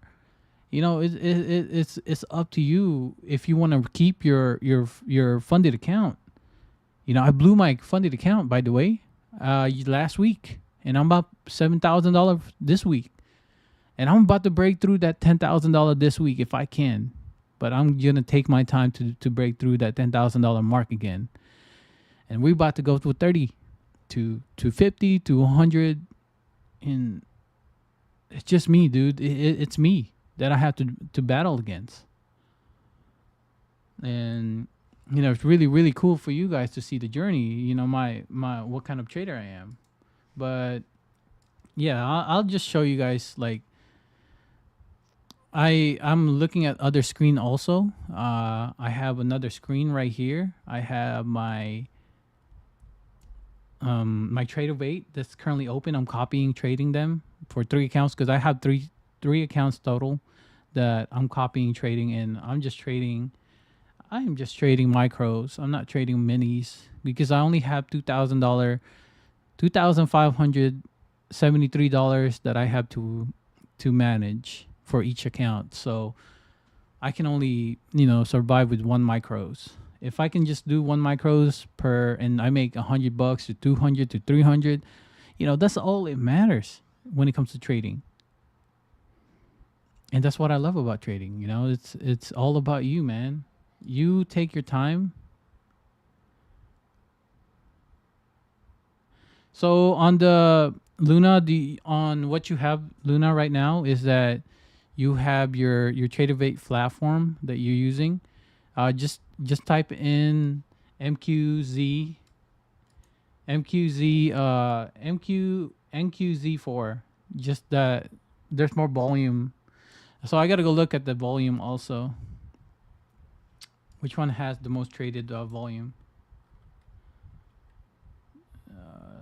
Futures, traded view. Yeah, after I'm done trading, I'm about to go do my homework. I'm gonna go finish it up. Traded volume.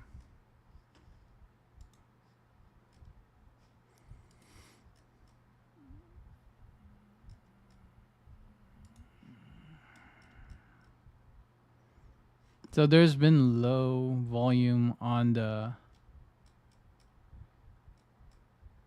Okay, so the futures. I forgot what it is. Is it bar chart? I think it's bar chart. Yeah, it's bar chart.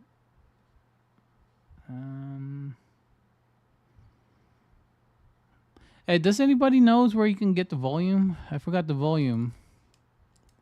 It's been a while since I checked out which volume I should be using. Yeah, I can. Give me a second. Give me a second on that one.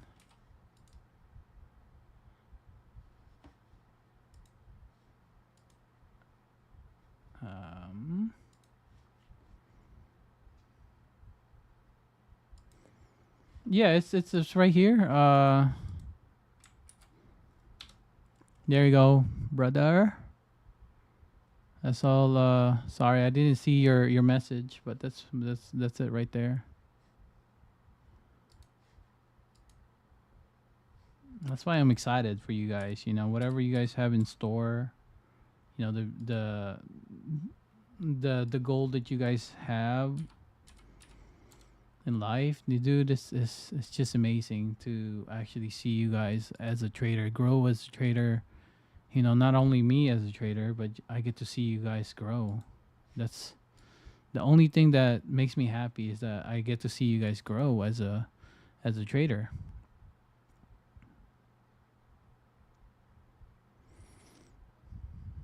I'm a little bit tired. That's why my eyes is like this. You know, I'm pretty tired, man. But were you able to? So you like to use volume profile? Yeah, that's all up to you as a trader. But I just used the chart. I just use candlestick. That's pretty much my goal. It's just make it simple. Cause like if I have all this, you know, the volume bars, all that stuff. But yeah, volume bars helps. But for me, it's just I don't have any. But I did show everybody, you know, the things I have so far, the plan. But I'm bullish also.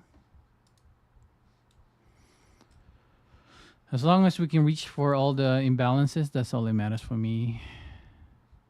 So you guys can see right there, there is a massive Massive buy.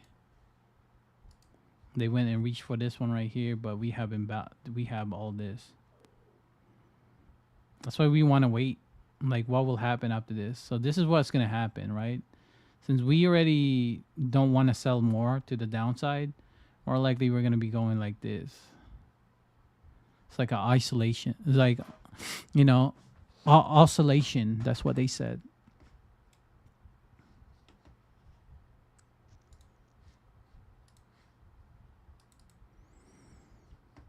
So, like, do you like footprint chart, Gatto, or do you use think with bookmap? I mean, bookmap, bowling profile. So you're like much more on the value area high, value area low, all that stuff. Let me go see, where are we? I definitely need to check on that one, because there's definitely a lot of people.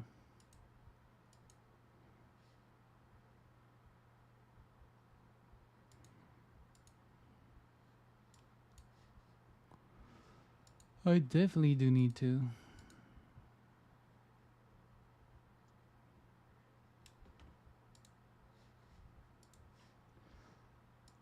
Yeah, for me, I don't even use anything, man. Just simple for me.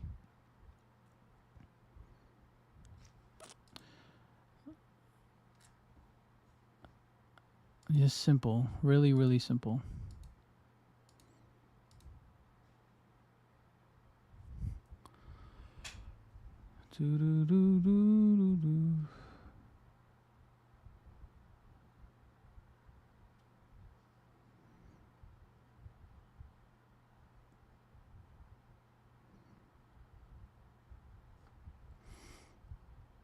I gotta go continue the journey.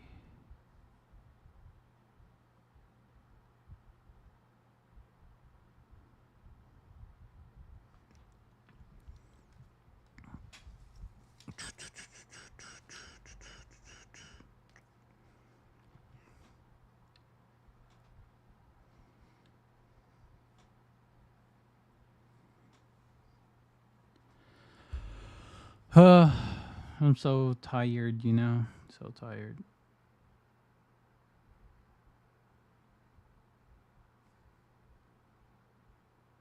Some people are born to fight, I think. I like this message right here. People are just born to fight, I think. It's not that they're born brave. It's not that they're born strong. It's just that the universe has decided that this one will have grit and fire and steel in their blood. And it'll be tested. This cosmic metal of theirs. They'll face trial after trial. Be broken and damaged in countless ways. But this one was born to fight. Maybe it's not the life they would have chosen. Maybe they'd love to lay down their arms. But they were born to fight. Some people are just born to fight, I think.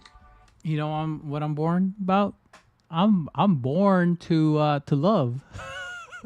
It's not about the fighting, you know. It's about I'm born to love, man. Let's go, Gatto. Yeah, get ready for daycare. You know, got to take that children so you can concentrate. You got to go concentrate as a trader. And that's what I think of, man. Hey, you know, he got to do what he got to do. Take care of your things, man. That's why trading itself is, it gives you so much time with your family, man. That's what you should be focusing on, man. You know, you should be focusing on your family. And that's what I like about it, about trading, is that you'll be able to concentrate. Once you're done trading, you have to be a fighter to be a lover, John Wick. That I am a fighter. And that's why I want to be a lover, you know? That's what it is, man. I'm like I said, for me, it's just crazy, you know, like a lot of things in life happens for a reason. And you just gotta keep going. You gotta have a positive mindset. You gotta tell the world who you are. That's why I'm streaming. I gotta tell who I am, right? I motivate you trading journeys at 40s. You know, you're 40 years old. I'm pretty sure of that, and you're still trading. You know, we got Christopher, who's been in the game for decades, and he still loves trading. You know, I love trading. I don't know why, man. My heart is put into it because I'm able to spread the wealth. Once I'm done with this mission that I have, you know, to make money in the market, then next thing you know, I'm just going to give it back. Gonna waste it. Waste it to the right people. And that's what matters to me the most, man. It's just to be able to help out people. You know, my message to you guys, you know, traders, all that stuff. Don't be so blind on all the fancy cars. All of that stuff. Be blind on, you know, us. For me, I'm not blinded on cars, the materialistic stuff. It's just that I'm blinded with my emotion that why the heck is this guy making $10,000 to $15,000? Why I'm making only this much? Well, because it's a journey for you. It is a journey for you, man. And you just gotta keep going, man. You gotta keep, you know, that's why his name is John Wick, you know, because we're wicking it.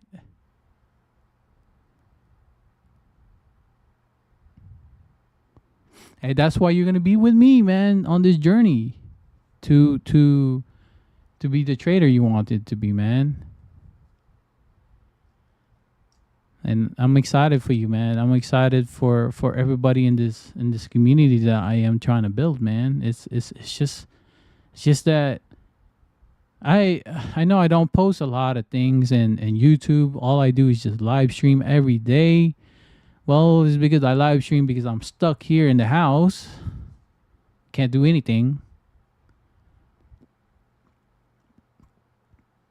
I got some issues that I have to take care of. That's why I'm ready to go to Japan. I gotta go to Japan so bad. I go to Japan December probably or April. Because December is slow, so I gotta go do something, you know, to actually, you know, just snowboard, eat a lot of food, sushi. I'm losing weight. I'm trying to lose weight because of that. Trying to look good. And, you know, I just keep reminding to the rest of the people in here on this chat. You know, it's just amazing to see you guys, not only me grow, but also for me to actually show you guys that it's an emotional battle. Not emotional battle, it's just your mind is playing into you. That's what it is. Do you want to be greedy? Do you want to be that person? Go ahead. You know, but it's all up to you as a trader to decide whether you wanna keep continuing on the journey that you wanna continue. But we got only one more hour left to go. Let me go check what is the news today. So today is Tuesday. We got at 8:30. We got the core retail sales. That already tells us something.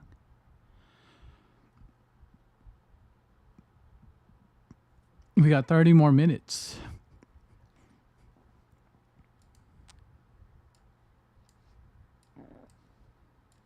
But it didn't sell down, which is crazy.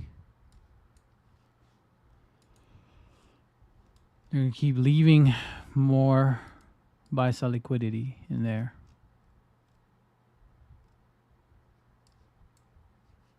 So we got more buy-sell liquidity up above this area right here. And we got to just keep going, you know? Oh my gosh. Look at this chart right here. This is a beautiful chart. So on the weekly itself, we still have imbalances right here. So we're going to be reaching for that while... Cause there was not a lot of... what I saw is that it doesn't have a lot of... so this is what I'm seeing so far. So in order for us to get to this imbalances is that we have to get at least around 600 points for this week.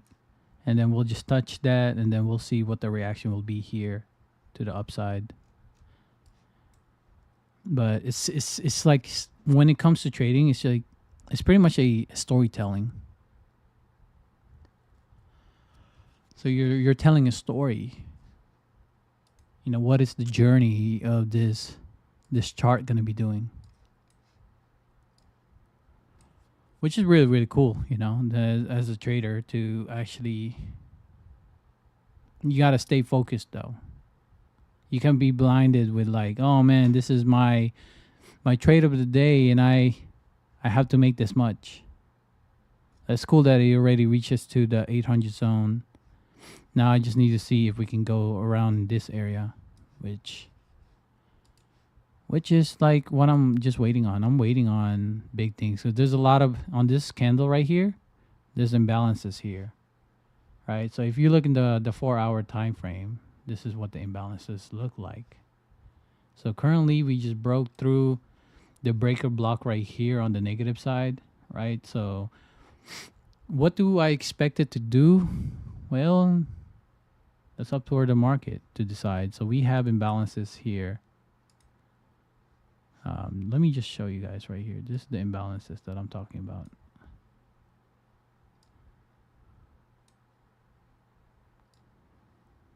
The imbalances is right about this area right here. So we got imbalances right here. So like 840 to, yeah, 840, 34. And we got more buy-sell liquidity up above this area, which is 1900. 1900, 900. That's what I'm currently looking at.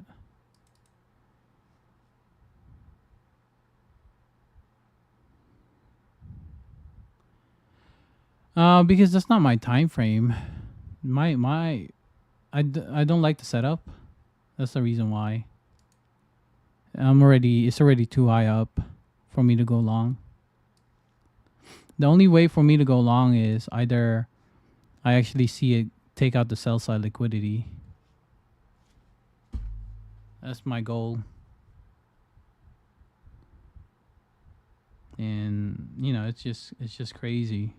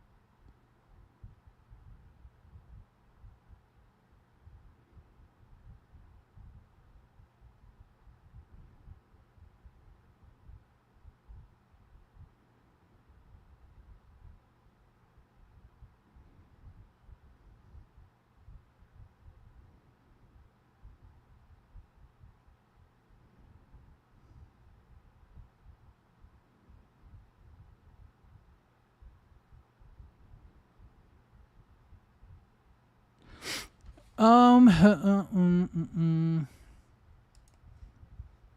just have to wait, man. That's pretty much my goal, is just to wait. You know, we just went down like 25 points, and then we didn't even break through that area. So we got 30 more minutes to go, and dude, oh man.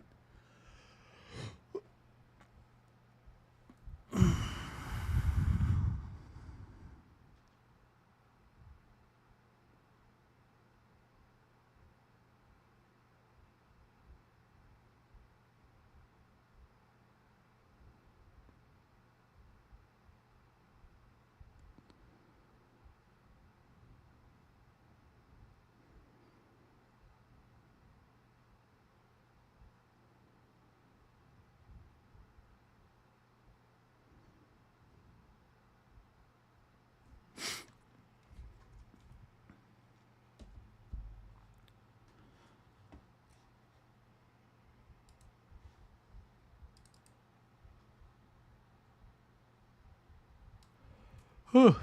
Damn, that was deep, what I just said, didn't I? That was deep, man. I gotta go call. Yeah, food is life, bro. Leo Nick. Yeah, food is life, man. That's what I like about it. But I'm just waiting. I also trade. So my friend, she trades the XAU USD.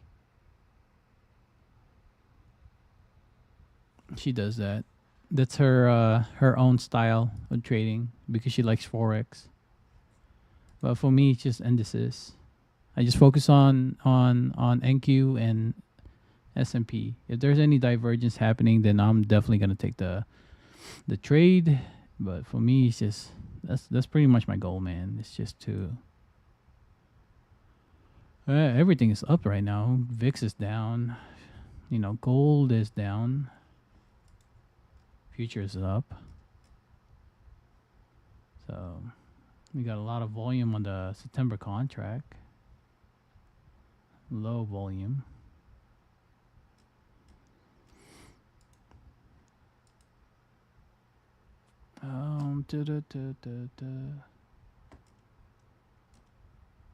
Tomorrow morning, if you wake up.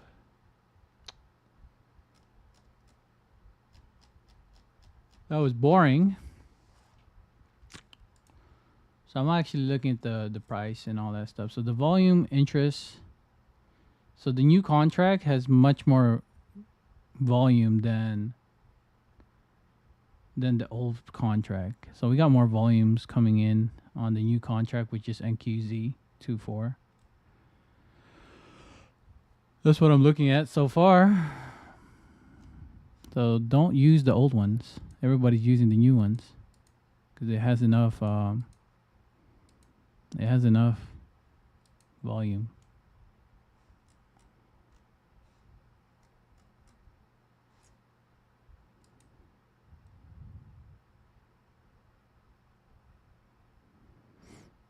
Yeah, it's a journey, man. It took me at least about like 6 months or 4 months right now just to stick with my rule.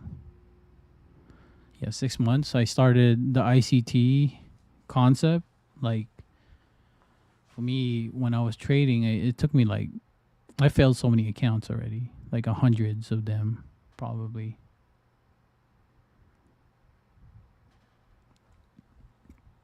Because you guys think that, it's an easy money, but it's not. Never got a payout yet. You can pass a evaluation in one day. But what about with the funded accounts? That's what I'm struggling on, is that, I tend to forget the goal that I have. So that's why it's a 50 to 20 to 30, 30 to 10. But I still have to do some other things to keep my mind off this, which is like I do social media. That's why if you guys go check out my Instagram. Go check out my Instagram, bro. So this is my Instagram, by the way, guys. On my off time, I do street photography, I do videography, all that stuff.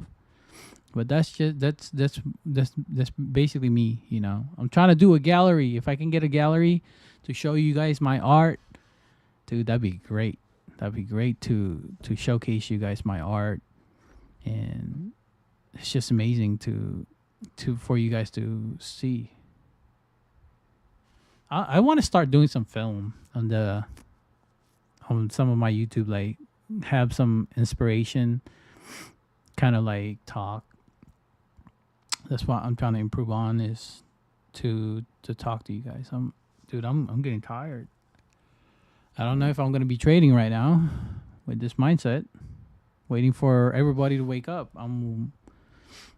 That's what I'm trying to wait for. Everybody's asleep. Everybody's asleep.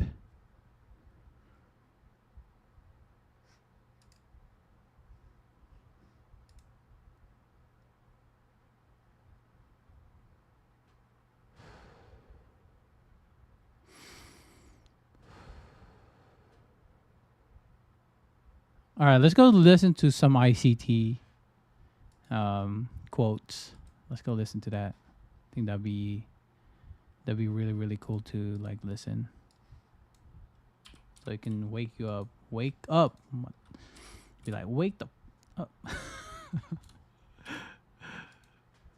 Wake up, guys. This one right here. What are they doing? I can see it's here. That there's things that you didn't include. I just gave them to you right now. So go crunch your numbers. But those factors. This one right here. This one is my favorite one. Talking down to you. Thinking that you're subhuman. You're a fucking servant. That they can wipe their fucking shoes on you like a doormat. How does it fucking feel to know that you did your whole week and more, a little bit more actually, in one day using one contract? How does that feel? He goes, I'm wasting my time, Dad. I'm wasting my time doing this. And that's exactly the fucking target I was aiming for. That was the fucking target I have been aiming for all year long with this boy. And I have been peacocking like a motherfucker around this fucking house, flaunting my ass in front of my wife, saying, yep, I fucking told you. I told you it would happen. I told you. I fucking told you. And this ain't it. He's going up. He's going to fucking arrive at every fucking goal he's ever had, because the look on his face last night said it all. Fuck working. Fuck a fucking job. He's made the best ever decision to not go to college. It's exactly what I fucking want him to do, because college education, that might be great for some people, but guess what? If you're listening to me, you're not a fucking worker. You're not a fucking servant. You're not a fucking pissant. You're somebody that's going to go out there and grab it by the fucking throat, throttle its fucking ass, and drag it back home because it's yours. You fucking took it.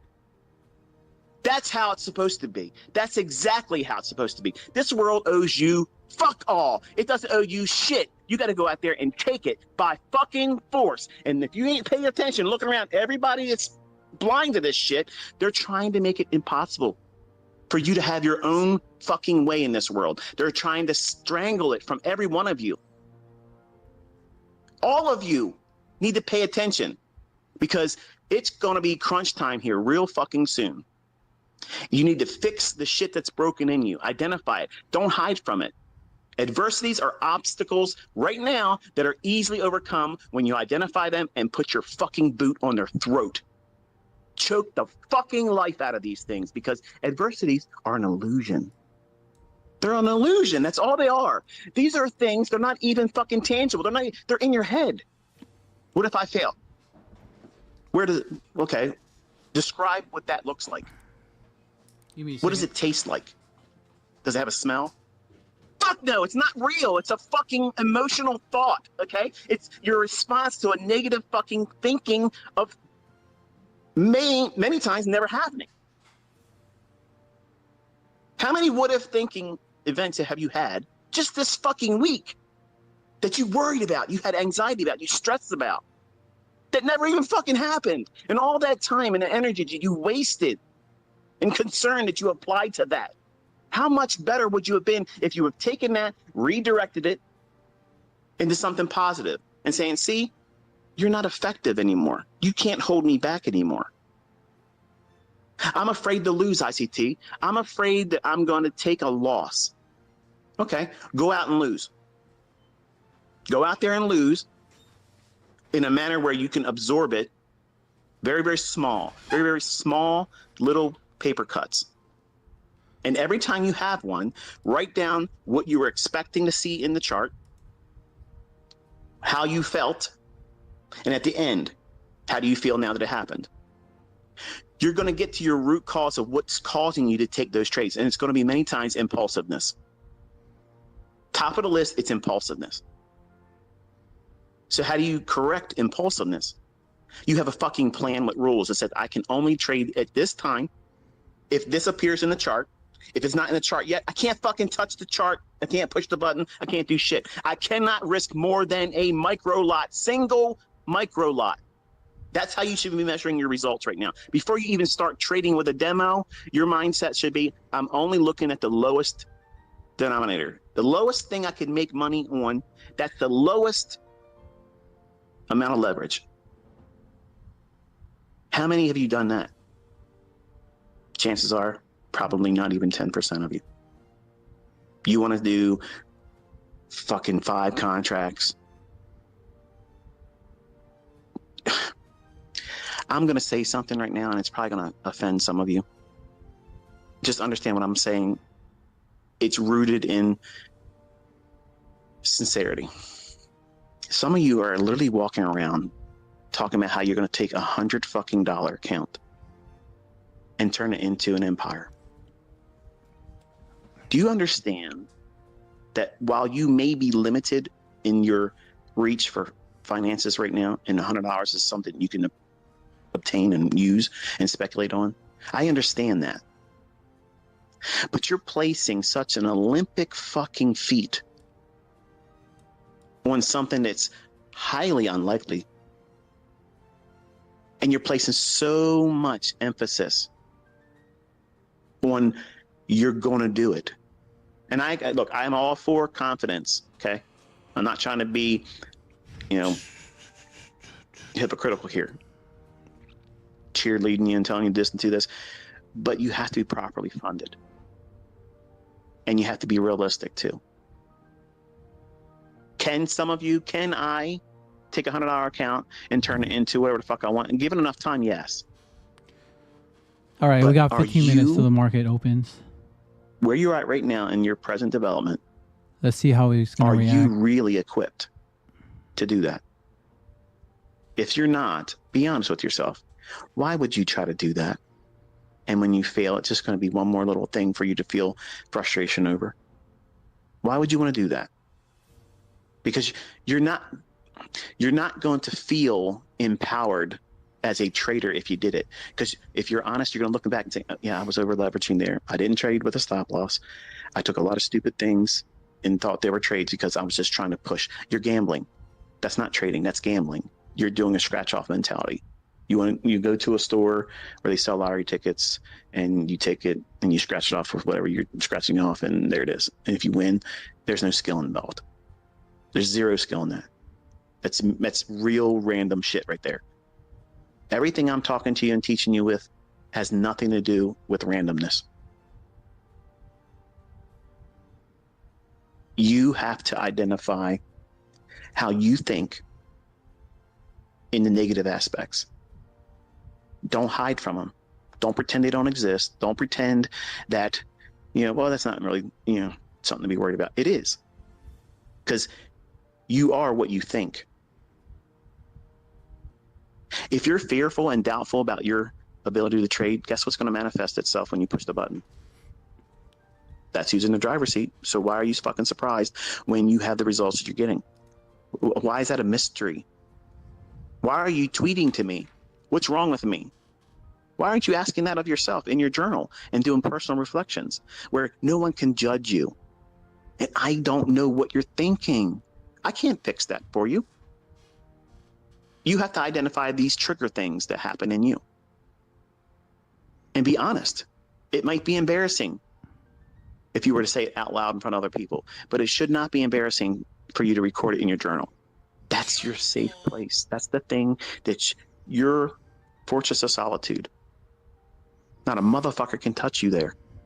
No one can ridicule you. No one can make fun of you. No one can hurt your feelings.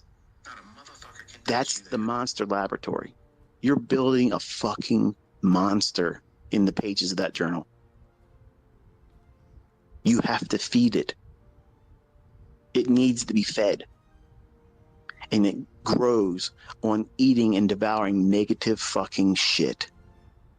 Chomping it the fuck down, grinding it into bits. And then you feed it dessert. Self-love. I'm so thankful that I've been doing this skill set or this approach to studying. I'm seeing the fruits of it. You feed that journal that, and then you read it. You don't write it and then just never look at it again. You have to treat everything like you're nurturing a child. Because in you, if you're brand new, that trader is still a baby. Are you going to feed a baby? If you gave birth to a child, are you going to give it everything that's harmful to it? You're going to feed its mind with stupid shit on TV? Letting it shape its mind and opinions about things? No. You're going to try to nurture it, shield it from bullshit, protect it, guard it. That's exactly what you're doing with the future self as a trader in a journal. And anybody, any fucking clown joke asshat that says journaling doesn't work, I guarantee you, I fucking promise you, they're broke. They're fucking broke. They don't know how to fucking trade consistently. They can't trade their fucking way out of a wet paper bag, but they're going to give you advice. They're miserable people. They have never overcome their own problems. So they use social media like a sharp stick and go around poke everybody else because it's a distraction from their own misery. If you got time to go on the internet and talk about everybody else, your life fucking must really fucking suck. The most active fucking people out there are hateful. They are the brokest and morally inept pieces of shit that's ever existed. But yet, social media, people will listen to that. Because it's a distraction, again, of their own pain. Ain't nobody saying anything about me that I fucking feel regret about. I ain't losing any sleep. It's all fucking laughable comedy to me. And I know that I own them. If they're talking shit about me, I own them. They're bringing traffic to my fucking channel. And I'm bringing receipts. I'm producing fruit in all of you.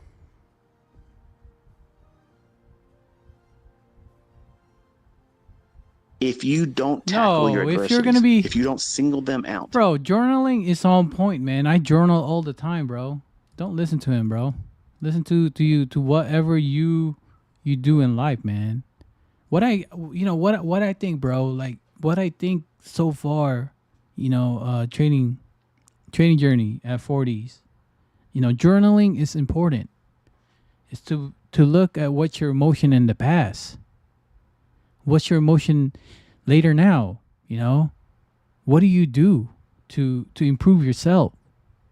What are some of the changes that you can do?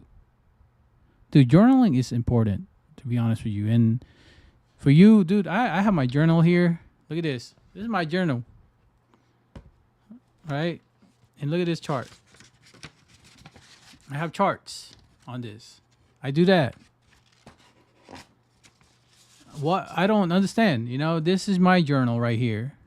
What's gonna be for the week.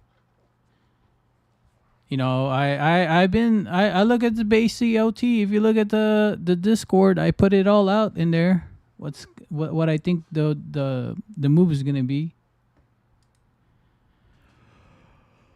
But it's all up to you, man. As a trader, what do you want to be? What do you want to treat this as a business? Or do you want to treat it as a game? It's not a game.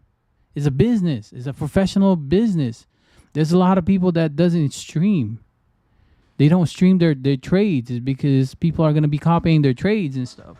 I don't even post my trades, bro. But once I make my money, You know, that's all. I'll just show you guys that. But I don't. The only thing I can give you guys is just advice. You know, like that's why this thing is simulated. Everything in here, and this whole thing is just simulated, bro. But if you go on a live funded account, they're gonna take your money,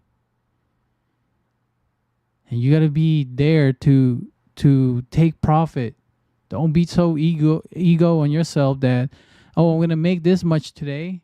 I turned $800 into $10,000 in less than 2 weeks when I was in the live funded, and I lost it all because I forgot the basic things. I forgot the basics.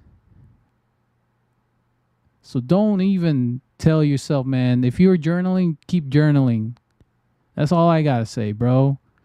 Keep what you're doing. You know, continue the path that you're gonna be taking, and just take your time, bro. Take your time. I don't want to cuss in this stream, but yeah, man, I'm excited for everybody. You know, we got 8 minutes till the market opens. We gotta balance this down. I'm gonna show you guys something. There's imbalances here that I think it could reach to. So be careful on this one. There's imbalances here on the 717 area. That's going to be your inverse. But we will see. I think we're going to be running up to the upside first and then start reaching for the imbalances right here. I think once the 4-hour time frame forms, I think we're going to be going to the upside. But we don't know yet. We have to wait. This is what I'm currently looking for, is this imbalances on the 4-hour time frame.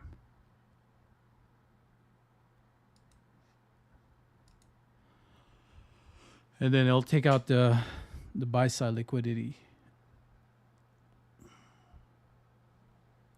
Dude, I'm looking good. Look at this, bro. Holy moly. Look at this. Oh my God. I gotta look good. Right? I gotta look good on the stream. I gotta look good. Look. I gotta go. I gotta show this to my friend. To my future wife, if I have a wife. You see that? See that? That's gonna be it for me. That's gonna be it. I'm gonna show her. Oh, I just got a thumbs down. Somebody did a thumbs down.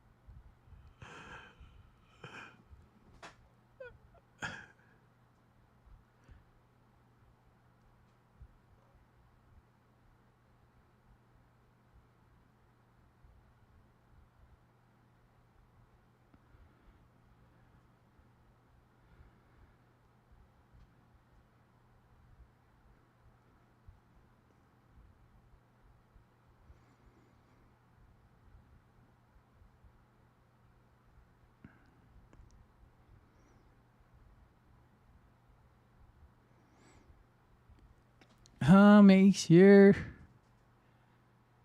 that you're gonna be the person you're gonna be.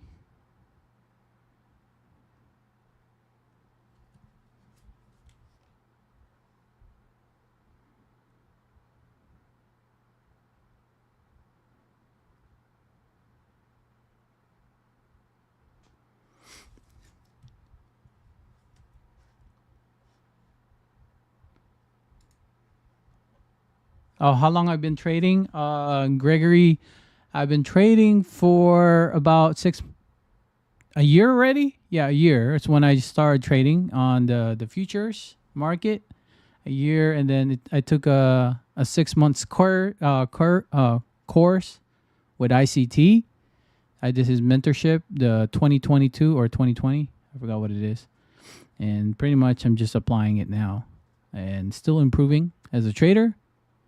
And, you know, as traders here, we still have to improve every day because we have to treat this as a business.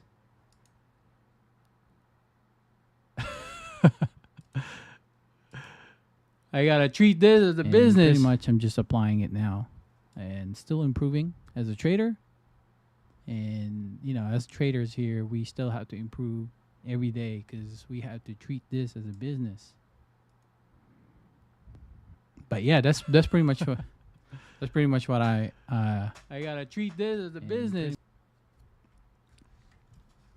So I'm ready. I am ready for this market to open up already. We got 3 more minutes till what the market will do. Currently right now I'm looking at the 5-minute time frame. Let's see what it will do right here. I think we're gonna dump. It's either we dump or we go flush to the upside.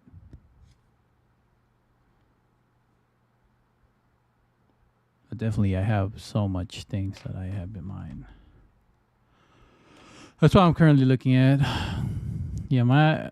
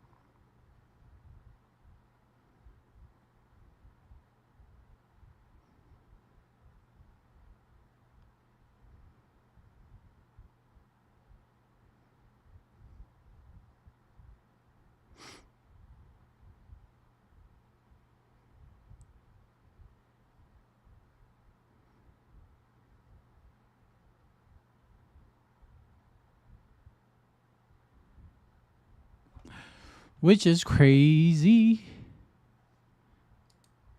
Crazy.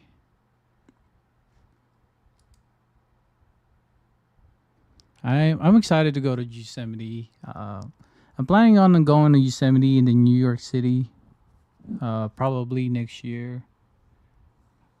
I plan on going there. You know, that's pretty much my plan.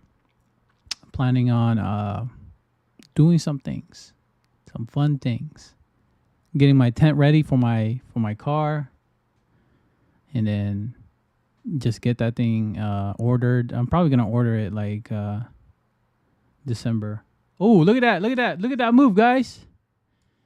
Oh my gosh! Oh, I should have took that short. I should have just took that short. Oh my gosh! Why? I should have just took that short. Why didn't I take that short? I would have got a quick profit. See? You see how it just run up to the buy side liquidity where I pointed it out? It's all good. I'm not in a hurry. There's no need to be in a hurry. Just take your time. Order filled. Take your time. Okay, well, I took a trade anyway.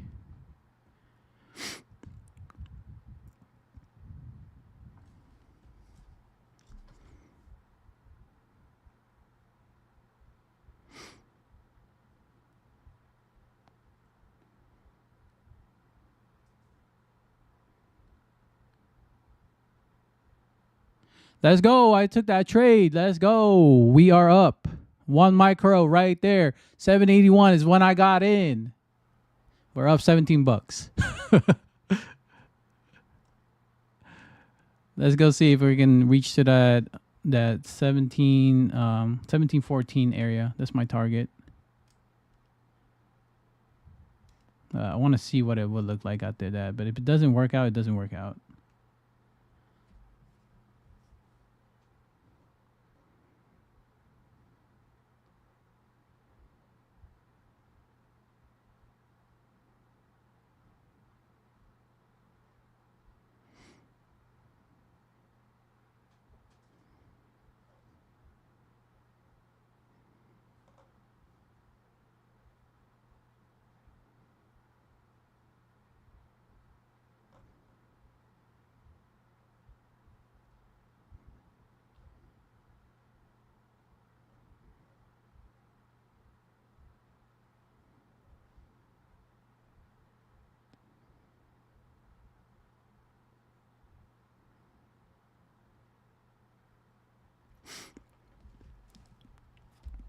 It looks like we're holding this area.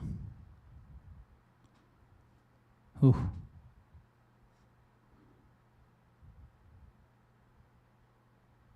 Probably gonna get off on this trade. I don't want to lose 20 bucks, man. Looks like we are gonna go to the upside now. It didn't even break down, which is crazy. So I don't know if I'll be able to get out of this trade.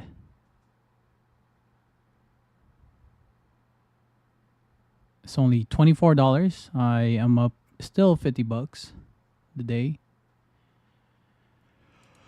Order filled. I put in another order of 6 contract now. I got 6 micros. And then I'll see if I can take it out.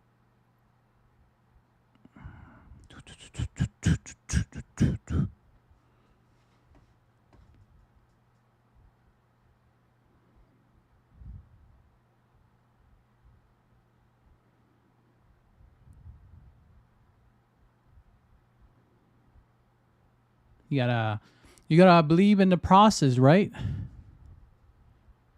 So it looks like this fair value gap is gonna be holding. If it doesn't hold this fair value gap, then obviously we're gonna see it. I'm probably gonna take my stop at 802 area. That's my goal, is to take it out on the 802. So I took that short at 787. My stop is at 802. Currently up 62 bucks for today. And then we'll see if it does sell down a little bit more. I wanted to see it take down all the sell side at 747, 750. And then that's pretty much it. But I took a short on that one at 787. And then we'll see if we can make $200 out of this move. If not, that's totally fine.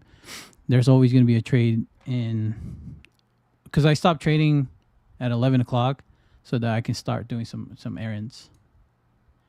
Yeah, I went short.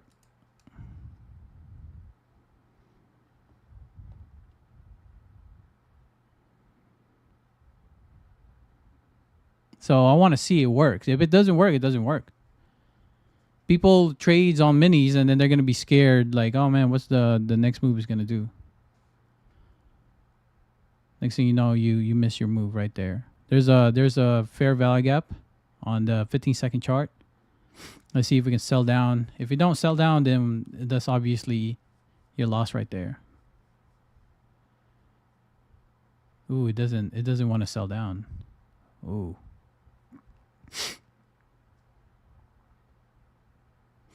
It's gonna be no. Oh no, it's not gonna sell down. I did take that short, by the way. I take that short. My stop is at 802. Then after that, if it doesn't work, it doesn't work out. That's pretty much my goal right now, is to see what will happen in the next 1 hour. Because we still need to pull back at least a little bit, and there's some imbalances that needs to get filled. So if this trade doesn't work out, it doesn't work out. That's pretty much the game of this game. And currently right now down $36 total. I should have just took profit on that. It got too greedy. Man, why got too greedy? Dang, Marlon, why are you so greedy, bro? See, sometimes when you're too greedy, it's gonna bite you. And that's it. It's actually lost right there. It's just $50. I'm up still like $50.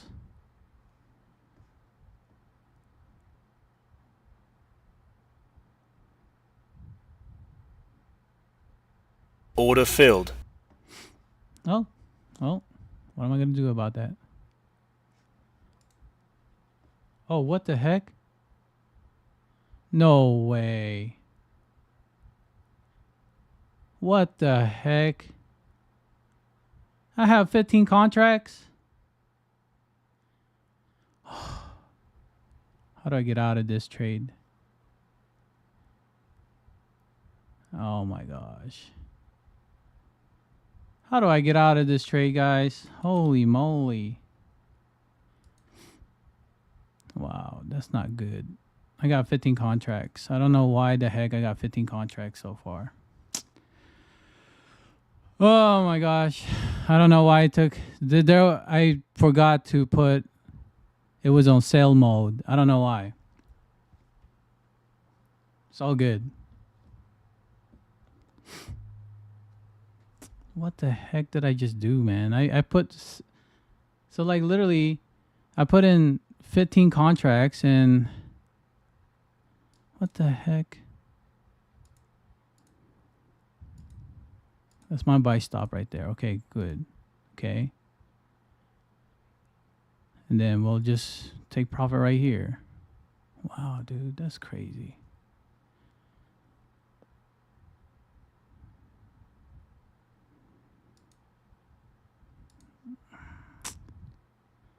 Now I can't hold on to this no more. I can't hold on to this no more, man. I can't believe I had 15 contracts, man.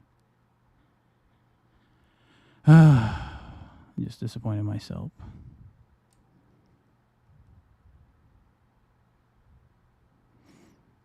If it doesn't work, it doesn't work, man. I'll just put my stop at 819 because I got 15 contracts. That's not ideal, bro. If the trade itself it works, bro. Oh my gosh, bro. And now it's going down. I am too greedy at taking profit now. What the heck, bro? That's BS. What just happened? It ruined my process. But damn, that's crazy. Why would you ruin my process? Order filled. Well, I just took it off. I made $60 out of that trade. I have 15 contracts. That was too big. I accidentally had, bro, can you imagine this? I had like freaking, dude, I'm just glad I got out of that trade because like literally I was not even expecting that I had like another 6 more to go on the, like, I don't understand. What just happened, bro? Oh, it's all good. I just got out of that trade, that short. I don't know why I had a 6 contract that I thought it was a sell stop, but it wasn't. It was a sell order. Can you believe that? Can you believe that? Holy moly, bro. I don't understand that.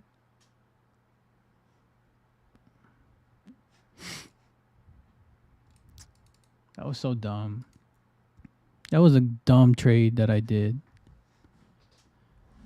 And this is going to be a trap for something. But I'm up like $123. How many trades did I take? 100. Yeah, so I took 6 trades already. Oh, what the heck? Oh my gosh.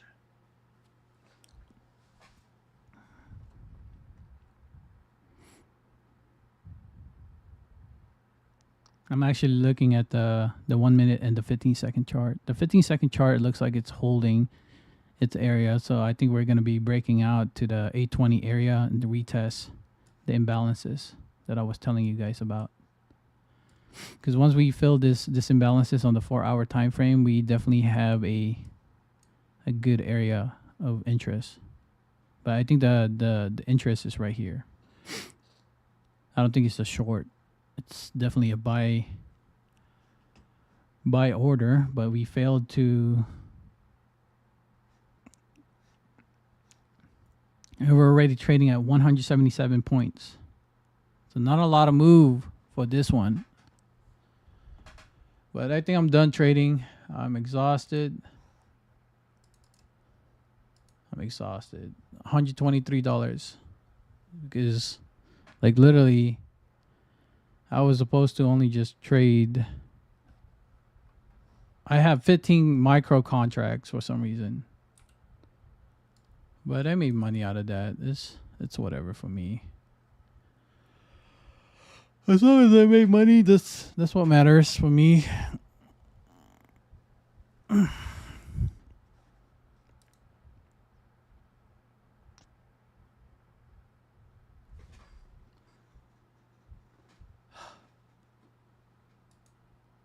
That thing actually scared me. I was like, what the heck? I was wondering, why do I have 15 contracts? And like, why is my P&L red?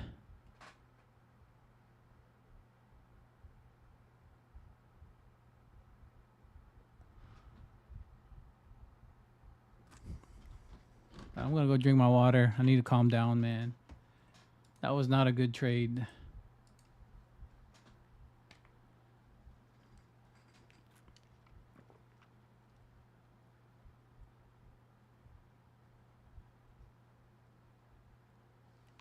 Oh no! I wasn't chasing the process, bro. I mean, I wasn't chasing for the profits. I was like literally like I was gonna take my stop right there, and then literally it wasn't a freaking thing, dude. But I got another opportunity of a trade that I want to take.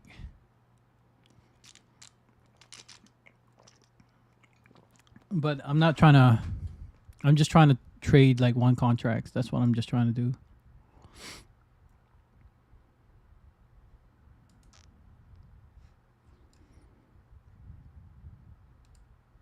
I just want to see where it's going to take us.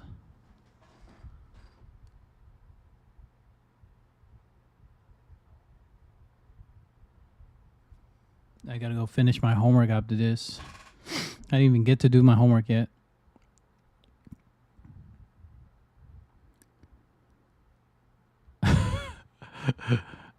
Oh, no, that was a 50 ticks, bro. But I did. It was a 50 ticks. Actually, got it right here. It took profit right here.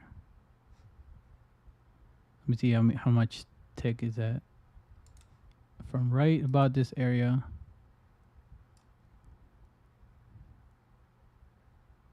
Yeah, it was 50 ticks. It wasn't 2 ticks. It was 50. It was a 50 ticks, bro.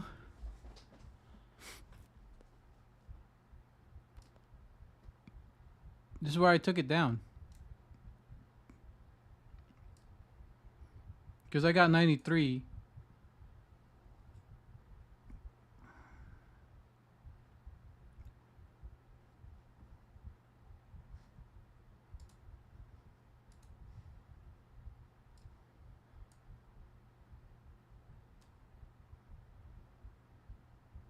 I'm actually waiting for it. I mean, I think we're gonna be inversing this whole area right here. You see how they're trapping you guys? They're gonna trap you on this one. The market makers are not dumb. So this is the area.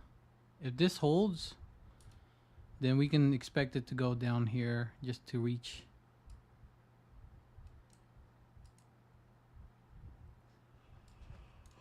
And that's what I'm saying so far. Oh. The Wix is doing so much damage to all the buy stop order, and I think we're gonna wick it to the upside a little bit more. And they're like, "Oh, you're not gonna take up your stop? Oh, I'm gonna take it out. Just watch me."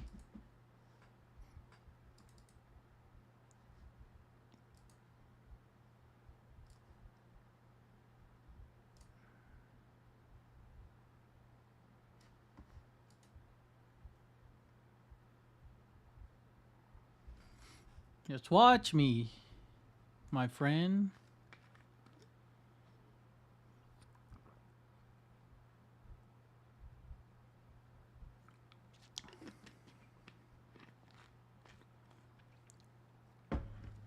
Just watch me.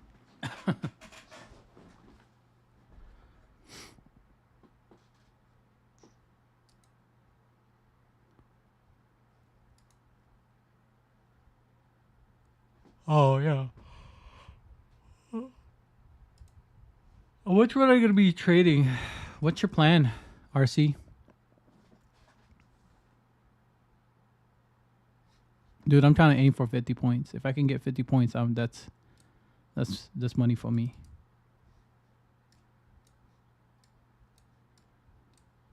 If I can get 50 points, guys, that's going to be money for me.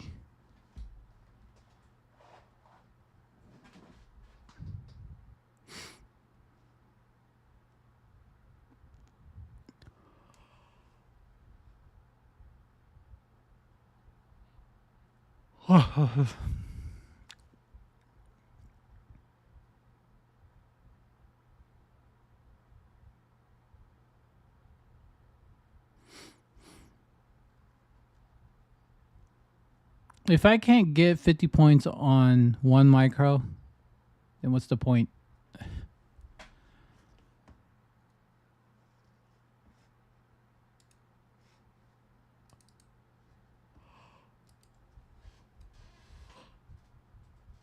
I'm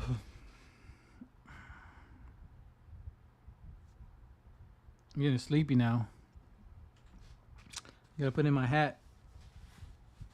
Oh, gotta put in my hat, man.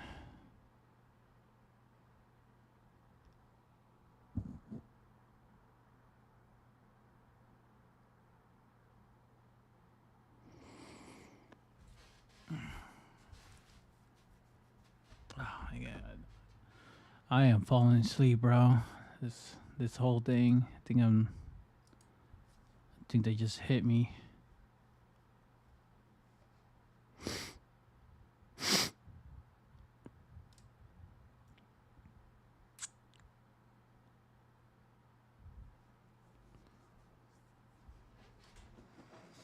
That just hit me.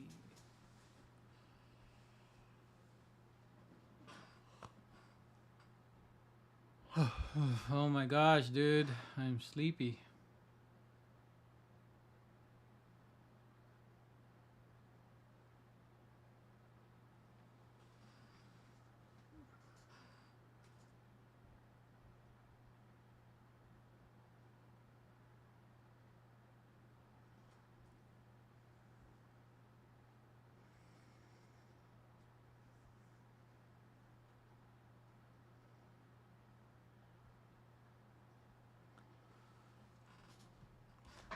Yo, RC, can you chat on the Discord now?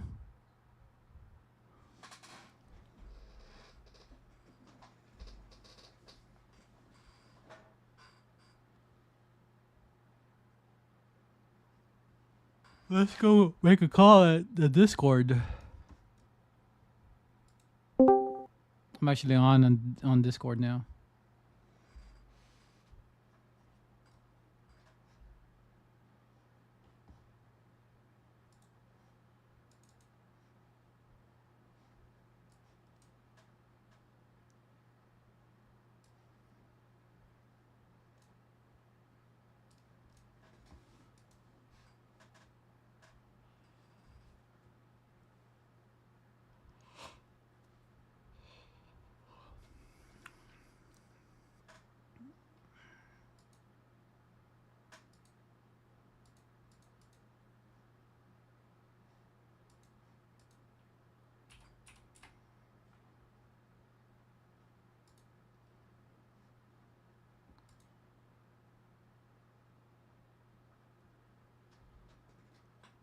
They have some hidden liquidity at 1917, 712. They have a big order there on NQ, so expect it to go at 917, 9712 or something like that. Yeah, 9712, 917 is the area that I want to see. If it's going to be a bullish scenario, then I'll take it to 850. That's my 2 cents on this this trade that I'm about to take. Is watch for 917 area. So this area right here that I was telling you guys about. Wherever is this 1 hour. This is going to be an area of support. So we're going to be selling down there for the higher time frame. And then, boom.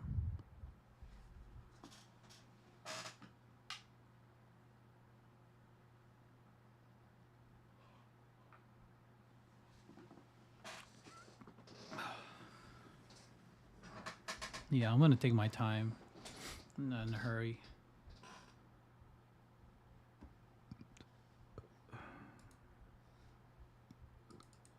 I'm just tired now, man.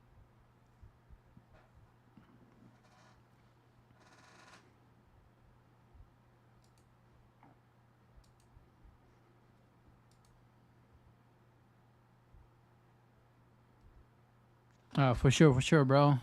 Do your thing. Do what you normally do.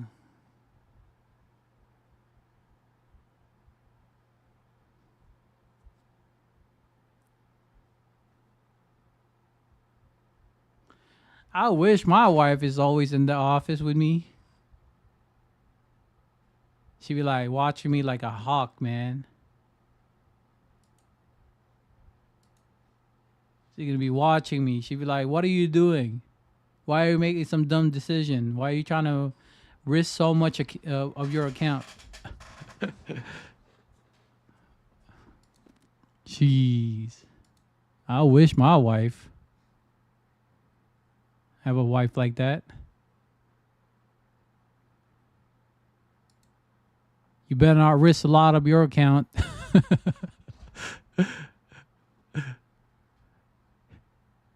Or else I'm gonna leave you.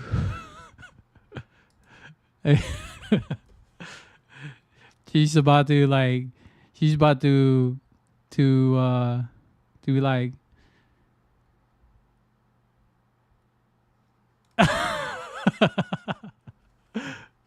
I trust you, dude. That's just funny, man.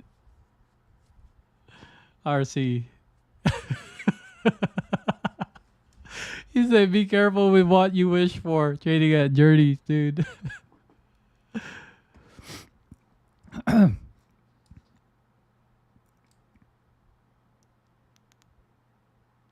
But let's just listen to some, motivational speak from ICT, dude. I want to listen to some speech, so it will wake me up.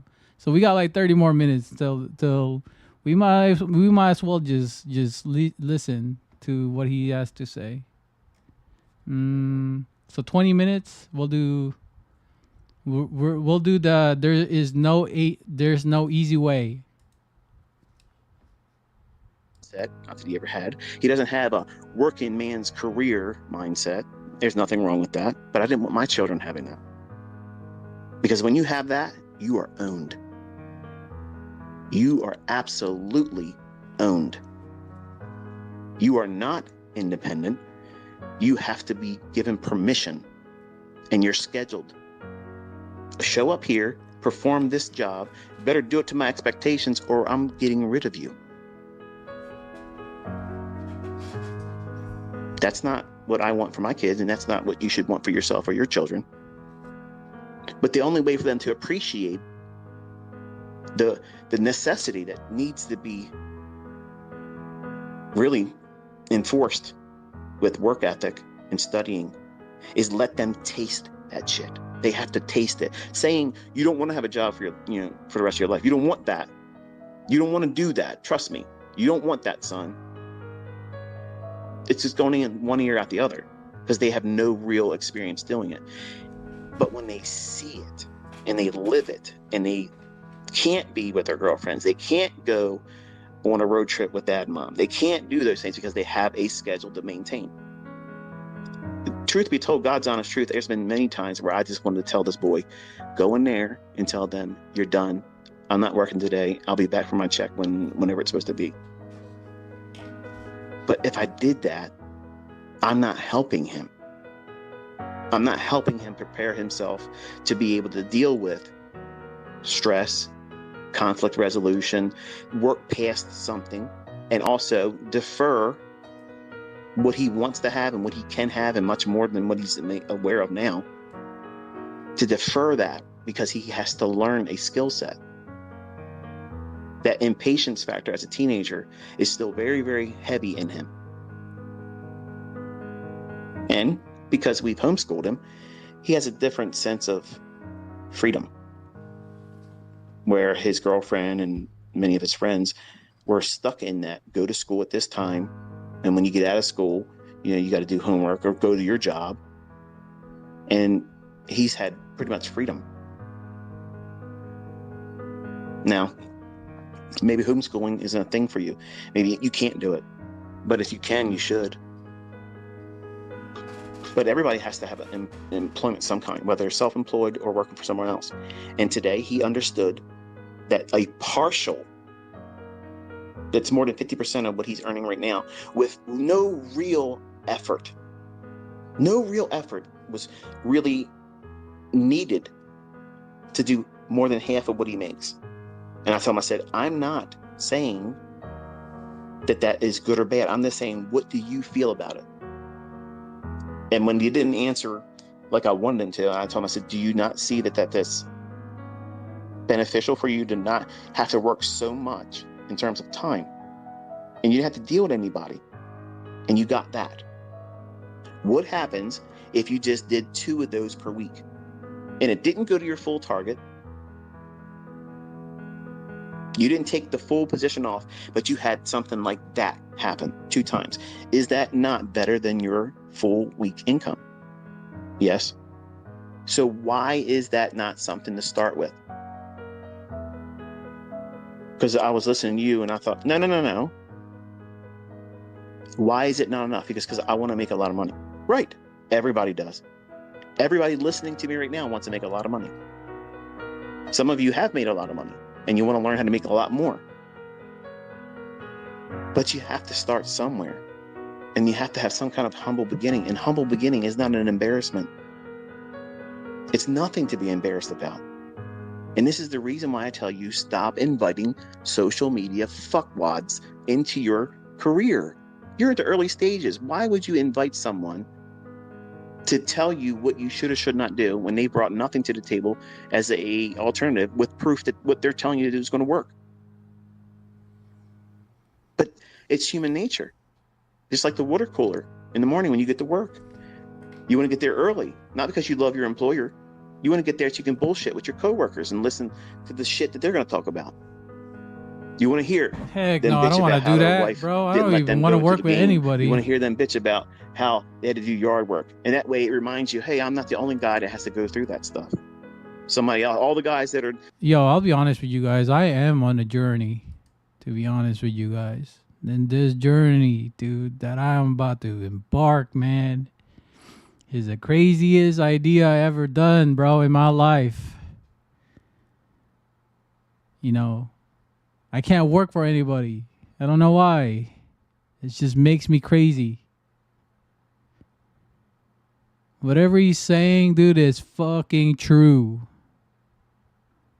And fuck that, dude. I am going to be on a journey. That's what it is all about on this channel. And you guys are about to go see who the fuck is Erwin Urbano. I am done, man. And you guys better be pumped every day, bro, to see me live. And you guys are going to see all this emotion, this battle. Oh, my God. This is a documentary of Erwin Urbano. That's who he is. And, bro, like Jerdy, all that. It is true, man. You know, it is a journey, man. It took me a year to actually get to this level. But right now, this level, I don't even know. There's still uncertainty with myself.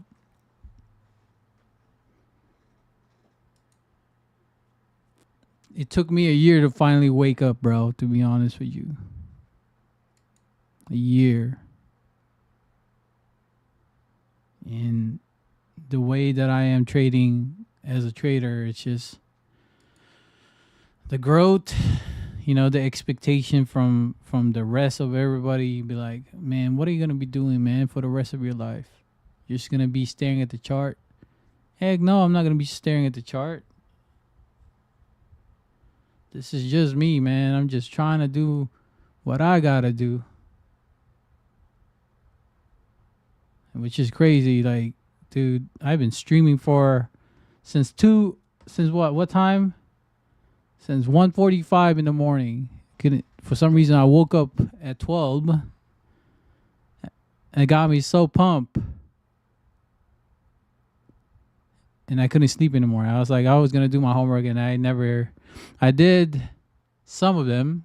And then now it's due today. And I'm about to do more after this. I have to do it.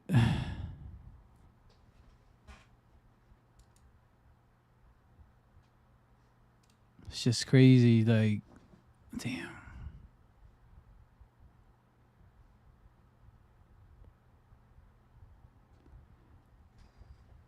We got like what, 25 more minutes?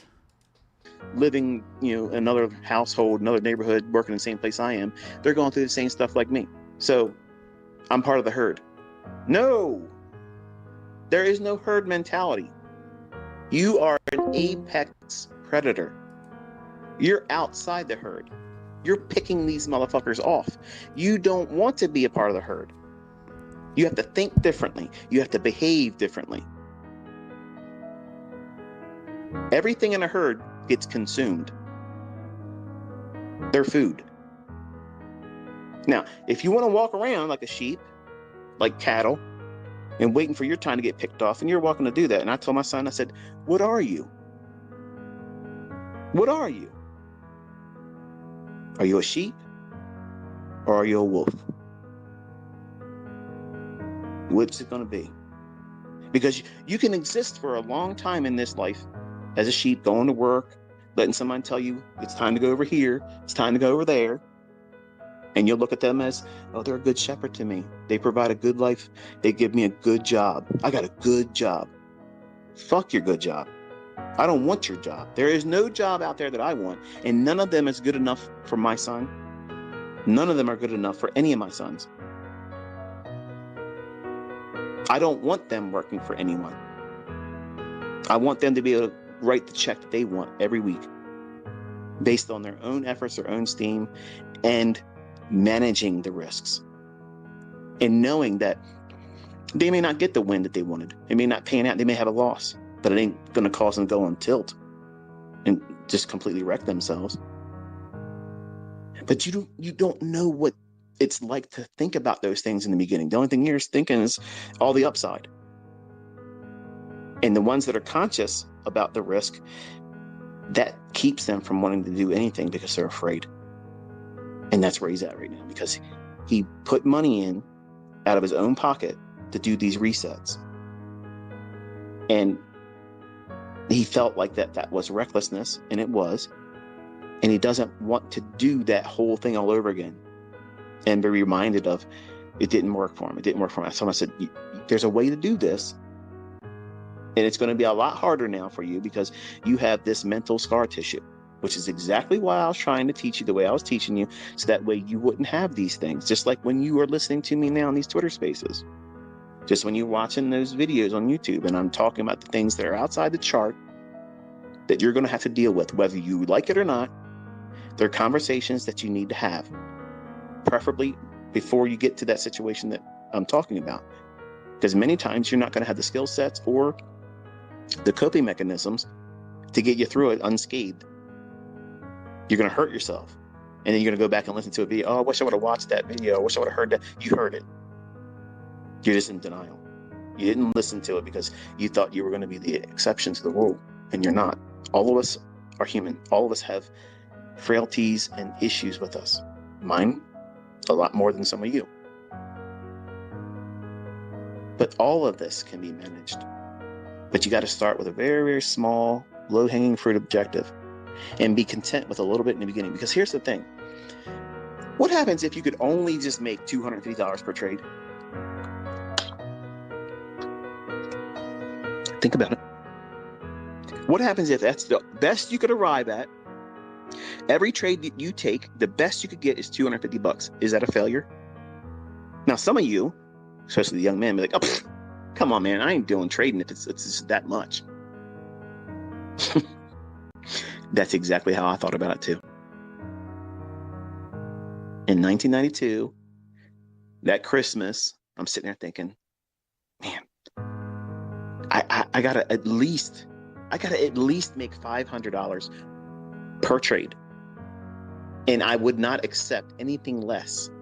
If it was a 400-hour win or I got stopped out and it was $375, I looked at that as a loss. In my mind, I treated that as a losing trade. And I was programming myself to expect and demand my full pull. And anything less was a failure. Now, who was I to do that? A dumb shit.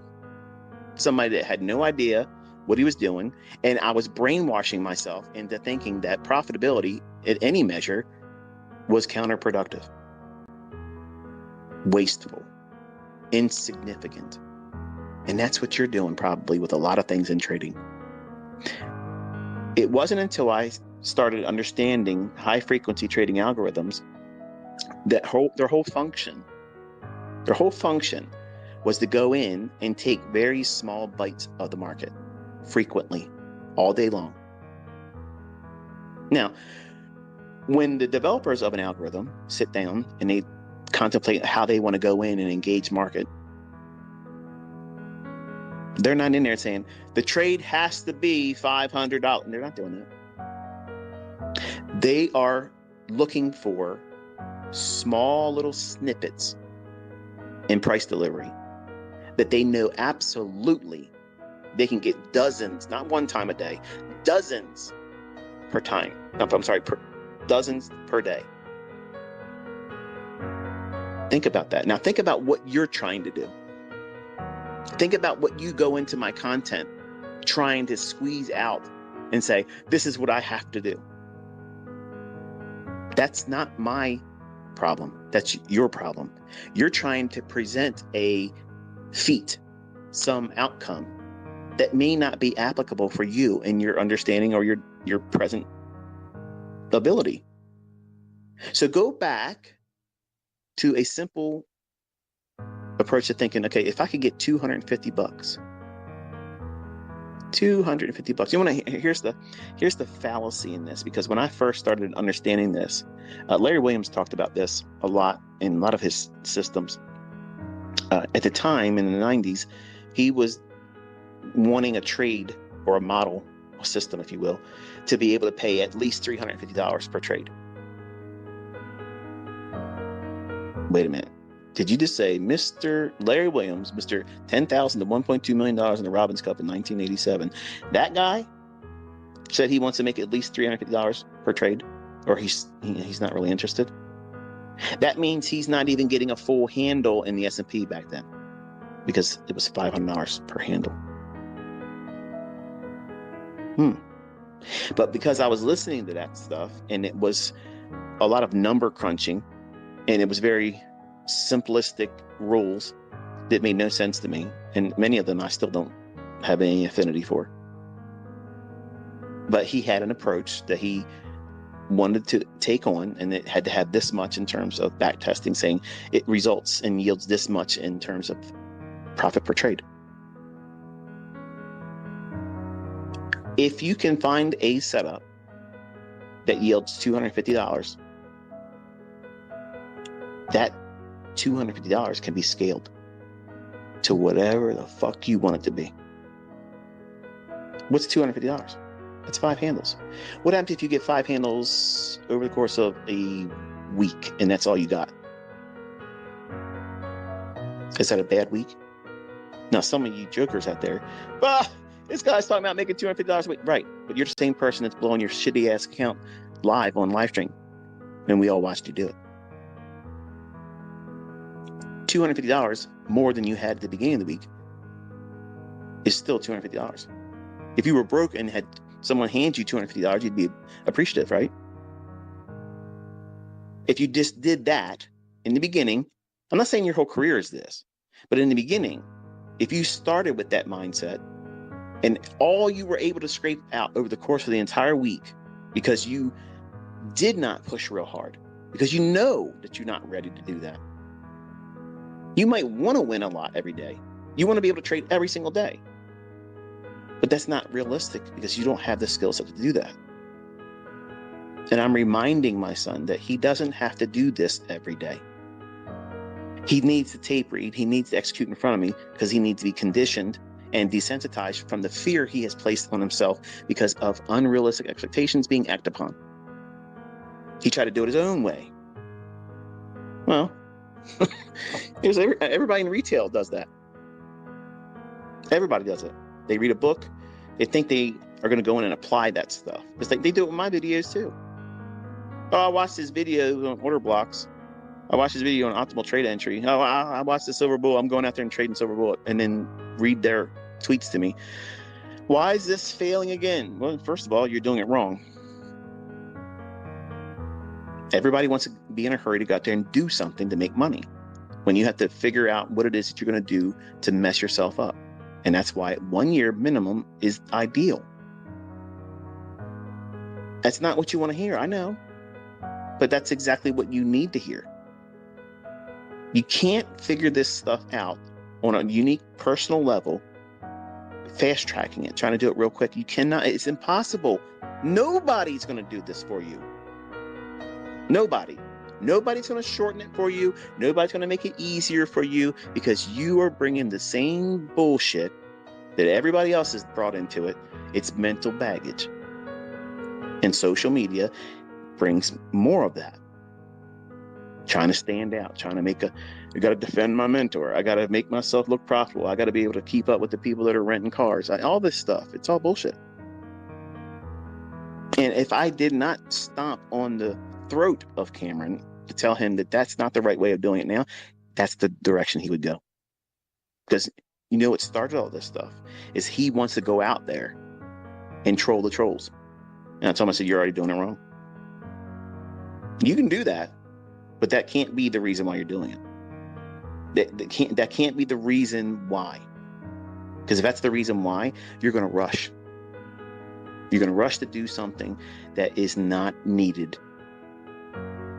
It's not needed. You need to develop a skill set, because once I move on, if you want to live beyond what I'm able to live like now, you want to be able to earn a lot of money. This skill set can do that for you. But you have to grow over time. And you have to figure out what you think as a human being. What greed's going to feel like when you start feeling it, when you are profitable, when you're consistently profitable. That doesn't mean no losses. It means you close the week, you close the month, you're in gain, you're in profit.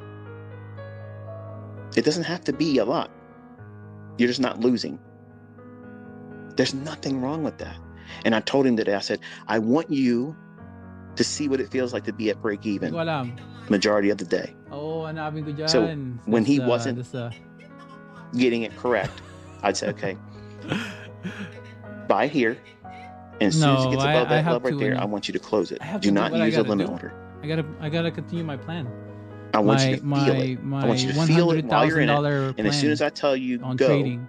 you buy Maski it. walang trabaho, And when it gets to that level, maski you walang sell it. trabaho, I still making $100,000. Sometimes he would sell it before it got to the level. I said, why'd you do that? Because I was afraid. Why did you not listen to me? You're not listening. Ang goal ko in trading right now is to make 30 years of experience against everybody yours. else that, you know, what I can do. If you're not going to listen, you're not going to Ngayon, learn. nasa ano na ako? Nasa And other times, 7,600. he'd hold past the level. No. And it would pull back on a little bit. I said, okay, see what you did there? You had the right amount of gain. Yeah.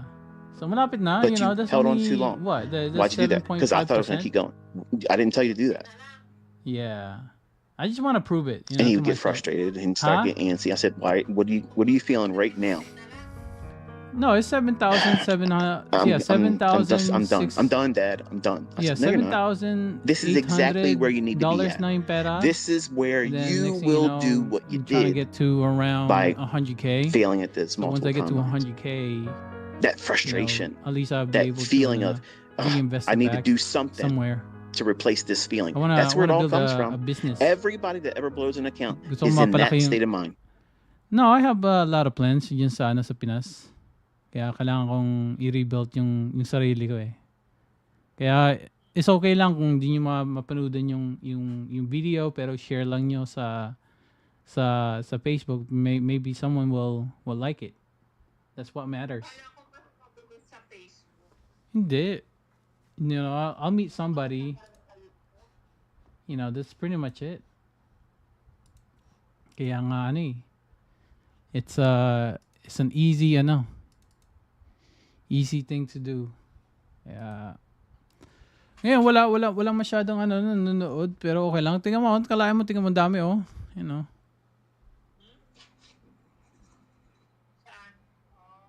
Yeah. And I gained 2 subscriber out of it. Nasa 508 na ako. So, I just gotta believe it, you know. Kailangan ko din mag-make ng mga Yeah. Oh. Yeah.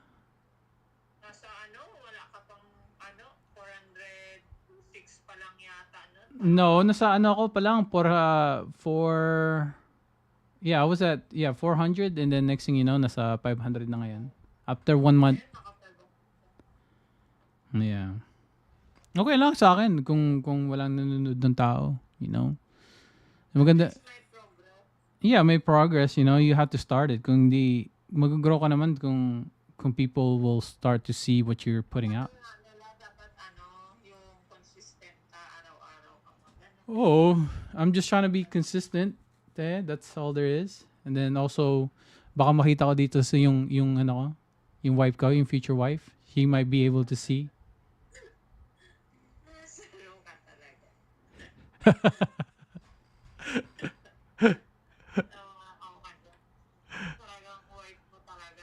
Oh yeah, that's what I'm gonna do. You know, I just have to have a positive. Oh, darating din yan. That's what it is.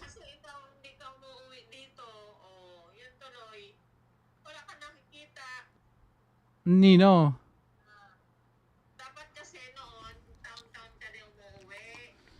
Oo nga eh, dapat nga eh.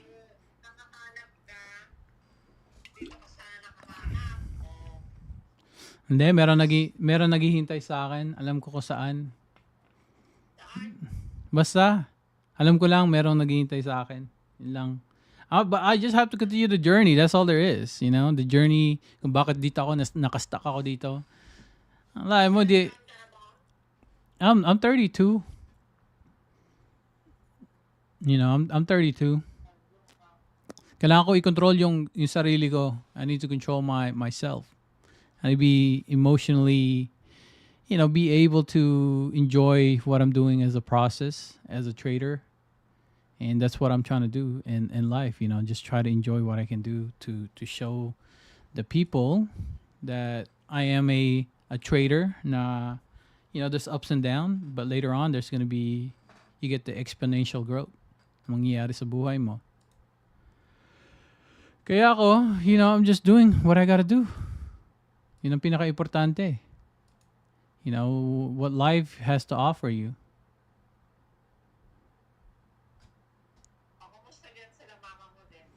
They're good. Okay lang naman sila. Okay naman. They're all good. Everybody is good, Eh, she's at school. Yeah. Hindi hindi naman nasa nanay niya.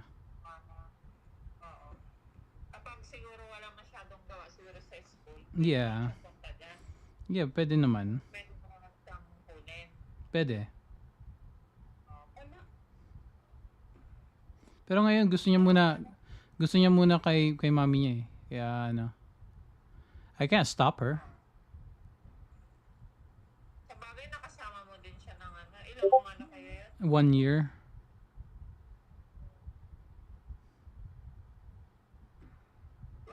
Pagka naman, yung schedule niya siguro. Pupunta naman siya din.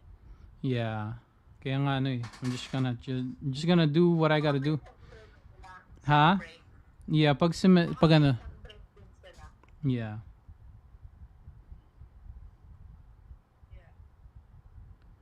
Ginagawa mo ngayon?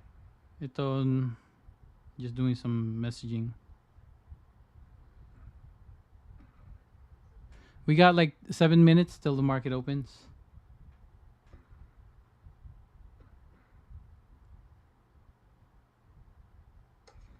Kala ko uwi kayo ng December. Hindi na. I have to continue itong ginagawa ko until May. Bagay kung nag-enjoy ka naman, bakit hindi, di ba? Hindi naman ako nag-enjoy. Bakit? It's Dapat mo din, mamaya. na-enjoy ko din naman, but at the same time, it's hard to be. Lumalabas-labas ka pa din, hindi lang dyan lagi, may oras lang dyan. Yeah, yun ang ginagawa ko. Nagwo-workout ako. I'm trying to lose weight. Nakita mo yung face ko? Did you see my face? It looks good. I look good. Sabayan mo na si Rinalyn. Ha? Sabayan mo na si Rinalyn mag-gym. No, I look good. I gotta look good for everybody. That's in the chat room. All that. Hey, so RC said, hi tita, all that stuff. Hey, that's my cousin RC. That's my cousin. She's my older cousin. She, we in the Philippines they do woodwork. They sell furniture, and really really cool furniture. I want to expand their business once I get back. The reason why I'm trying to get to 100K, guys. You guys are watching right now, and dude, I'm trying to get to 100K so that I can expand the business. I got a lot of things planned out in the Philippines. That's why I'm excited. I'm excited to be able to showcase you guys. That's why, for right now, I'm gonna be stuck in the screen for my entire time I'm here till May, and then till May comes, I'm gonna go bounce, and you guys gonna see where the places I'm gonna go to. I'm just gonna keep grinding. I'm gonna see what I could do. Probably, I'm gonna be doing some doing some recaps on all of my videos, what you guys are seeing for the week. So I think a weekly recap would be good to showcase you guys the trades. But I'm only doing 1 micros. I'm not trying to trade more than like 3 contracts of micros.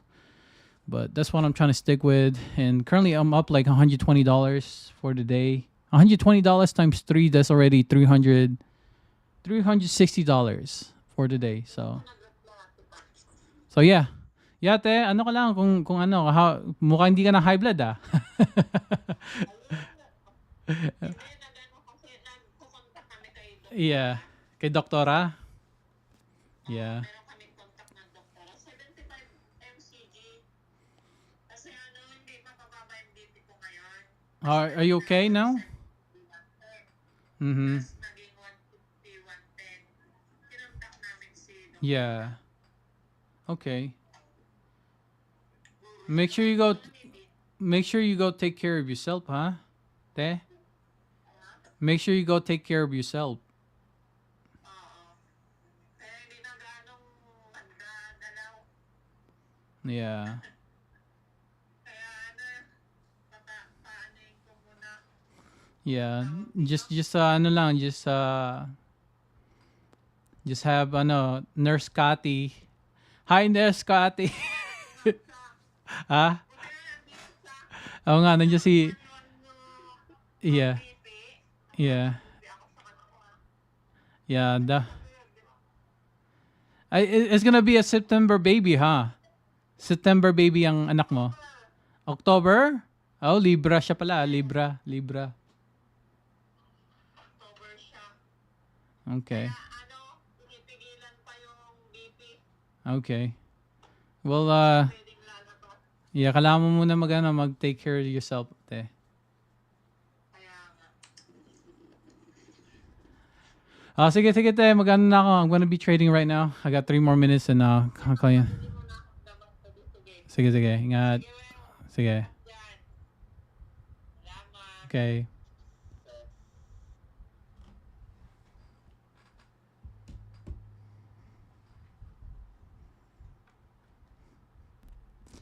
Yeah, what's up, guys? So, all right, sorry. I had to take that call. Gotta give time, right? Gotta give time. Gotta give time to the family. That's what is important, in the Philippines. You already got your own family to be taking care of you. You got a nurse, you got a doctor, all of that stuff. You don't even need money. That's what's so great about being in the Philippines. Is that you don't need no money. You got your family to take care of you. That's doctor, that's dentist. I'm just here just to get some money here so I can go back there in the Philippines and just reinvest it back. That's my intention. I have bigger goals, guys. I have bigger goals out here. That's why I have a multimedia team that I'm trying to build. I have a multimedia team that I'm trying to build right now. And they're a bunch of students. You're gonna see me be like, "Damn, dude, what did you do? What's in your inner circle?"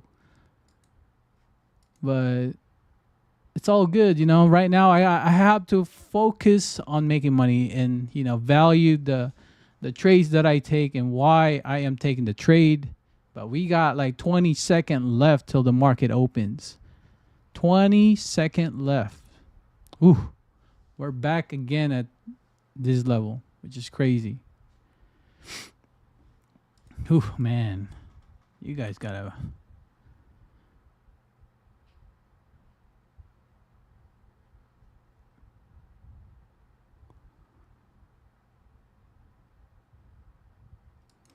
Order filled. All right, I'm going to take that short. I like that short. I'm going to take it to get a 50-point move out of this if I can. Break out all the sell side liquidity at least and then go to the upside. Doo-doo-doo-doo. I like this.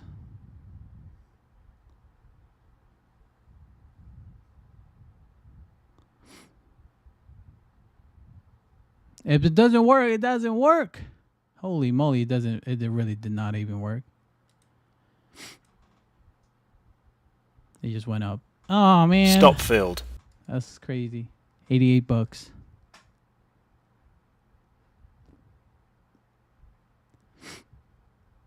So you're gonna go to 550, 850 first. That's insane. This is a breakout pattern. That's crazy.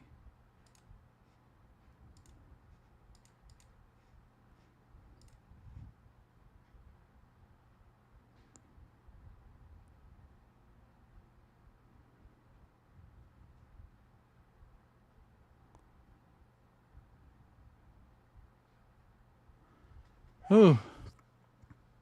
I think that's my last trade. Last trade of the day.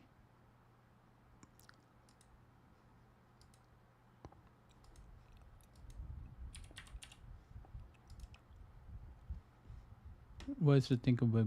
There's NQ. Iceberg ES buy.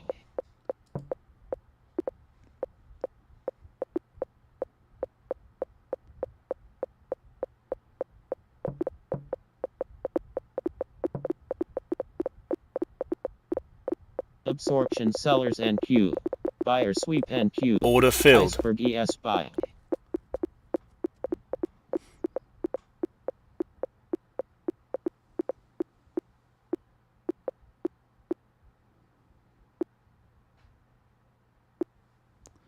Let's see if it's gonna go up or not. I'm on a breakout pattern. Oh my gosh. Is it Sell gonna dump on me? You better NQ. dump on me already. Dump Absorptions on me buyers already. NQ. Order filled. Because I am done today. We made our money right there. Holy moly.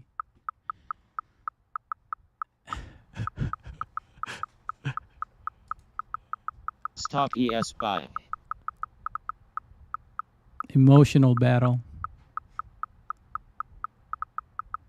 Sell iceberg NQ. Who cares about the trade? Stop ES buy.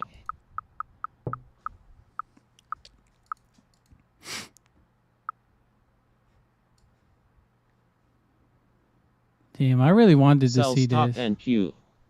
But we are going to go to the upside. I mean, we already reached to the 828 area. Are we going to go turn around right now? That's the question. Yeah, we're definitely going to turn Sell around stop here. NQ. Stop ES sell. Stop ES sell.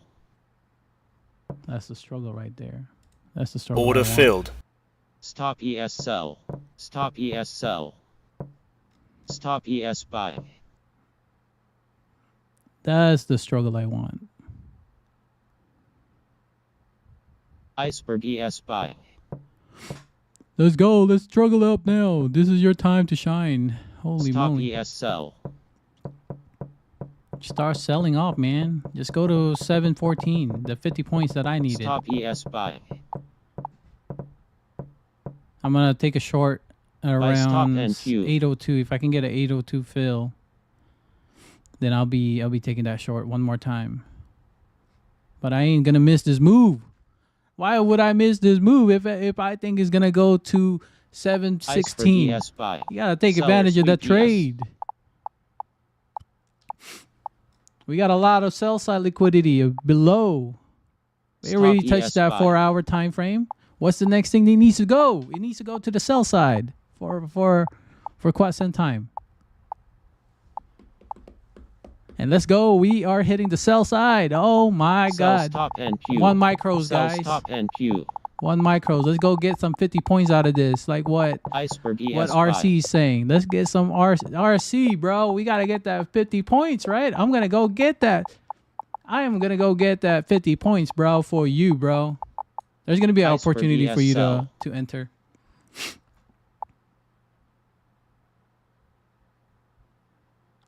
Oh, let's go. I'm going to get my 50 points. I better get my 50 points. If I don't get my 50 points, I am not leaving this trade.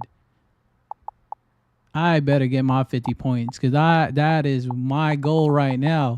Because RC said I could get a 50 points. I'm going to go get a 50 points right now.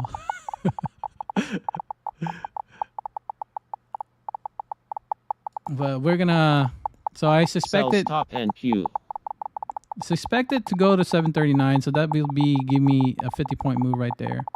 So if I go 739, 50-point move right there for 1 micro. I gotta be able to hold down to the Buy trade. stop NQ. That's my goal right now, is to hold on to a Stop trade. ES buy. I'm gonna rebuy one more contract at 800. I want at least 800. I'm a little bit too late on 91 area.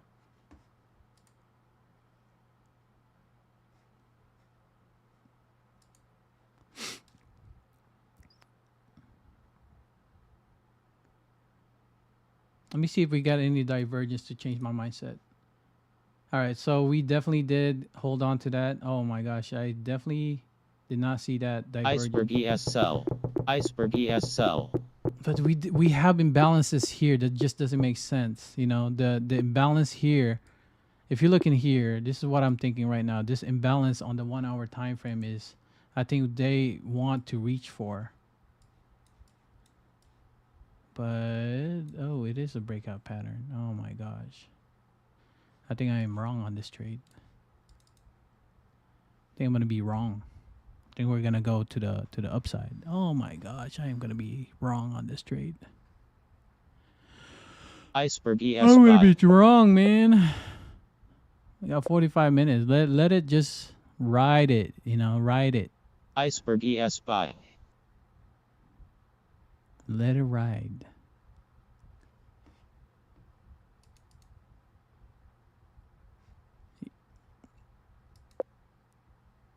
I don't know where is RC. I think RC's where is he at? RC, where you at, bro? I need you. I need you, bro. Where are you, bro?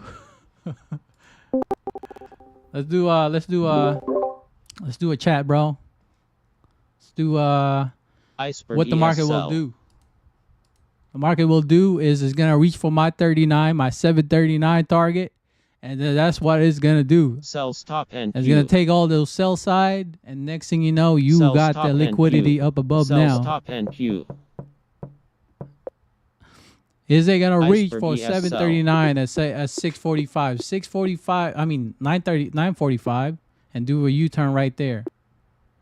That's the question. But it looks like it's not gonna. It looks like it's not gonna go for 739 that I'm targeting. Are we gonna target that 50-point move that I want? But right now I'm gonna move my stop right now to the top area. I'm just gonna see what it will do here. And no. Buy stop and Q. Stop ES buy. So let's see what will it do here. But I got my I'm on a break even trade now, and then I don't care right Buy now stop and because I'm Q. on a break even trade now. Holy moly. Let's get it started, because like literally right now there's an Iceberg imbalance ES buy. at the top part, and I think we can go to the downside a little bit more before we go to the upside to actually trick all the people thinking that it's going to be a short, and then next thing you know, that's where it goes. That's the question. That's the question, right? Do we go to the upside or do we go to the downside first? And we did go to the sell side liquidity already, but is there going to be another expansion to the downside? That's the question right here. If we're going to hold 765, we better hold it right now, because if we don't, oh my God, bro.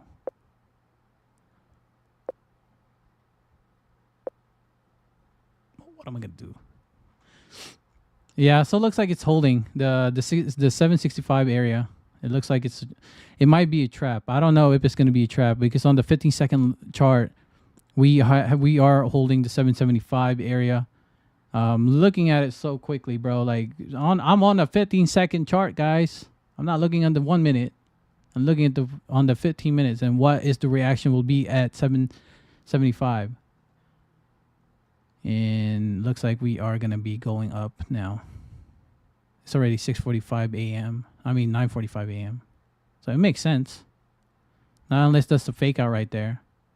So that's a fake. If that's a fake out on the 788 instead of pushing to the upside, then we're going to go up. Yeah, this is so trappy. You guys are gonna be trapped. If you didn't go short on the top part, which is 827, you're gonna be trapped in here. You're gonna be chasing. So it's better if you got in at least around 809, so you can comfortable. Iceberg ES You know, buy. just Seller trade it. sweep ES. But looks like we are holding. Oh my gosh, Sells that's top crazy. NQ.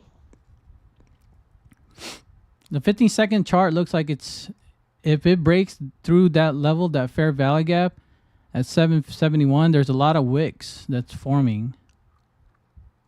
That's what I'm seeing so far here. But there's an imbalance on the, there's imbalance. That's the question. Is how are we going to be reaching Stop filled.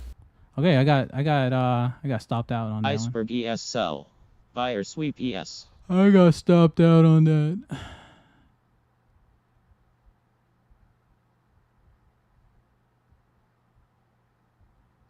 All right, I'm done trading, guys. I made $236. I don't need to be greedy.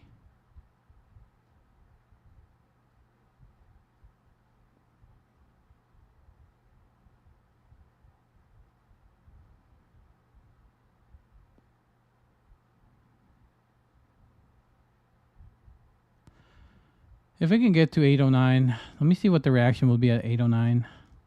So much wicks, man. That's the confusing part about it. Is, do we want to sell down more, or do we just want to hold it here at 775 area? That's the question.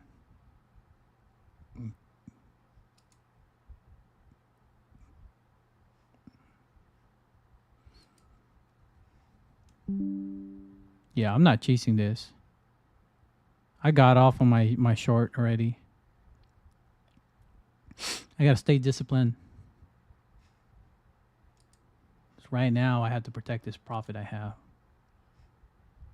I have to protect this profit that I have. Sell stop NQ. It's already 745 already. 645.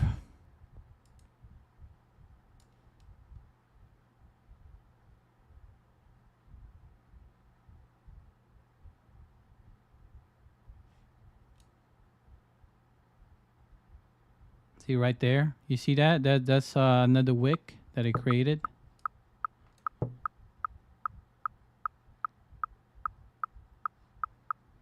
Now it wants to reach for that higher level now. It's 850. Buy stop NQ.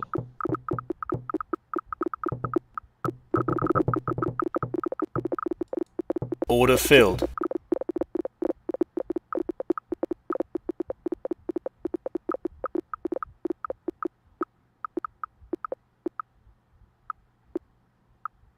So let's see this one. If the market is gonna go up now. I actually took a short on that one, on that top part. That's 802. I like that level. Sell stop NQ. So I took a short on that one, and now we started to sell down. Now let's see. At 802, I'm good with it, man. I got filled on that. My stop is above 828 area. I want to take one more short though, if I can get a pop, quick pop.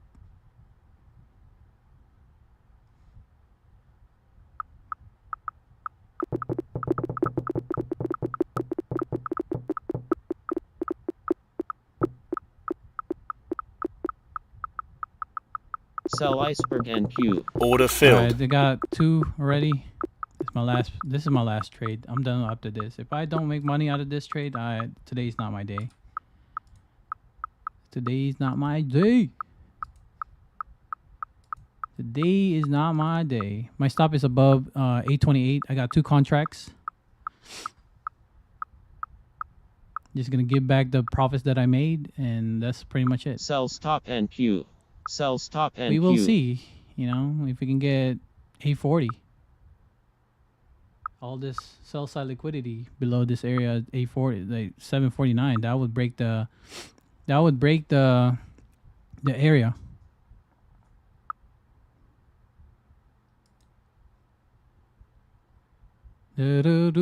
Stop ES sell. Yeah, I wanted to do another trade. I wanted to see where this Sell market is stop going to go. NQ. I wanted to see, because I like the pattern, what it looks like. That's why I took the trade. I was like, you know what? I might as well just take this trade because it looks really, really promising because we already manipulated to the top side and then we broke through that area. And I think it's going to go down to 740. Take out that sell side right there, and then we got another one. I don't know if it's going to do that, but we'll see. That's pretty much it, man. Buy stop NQ.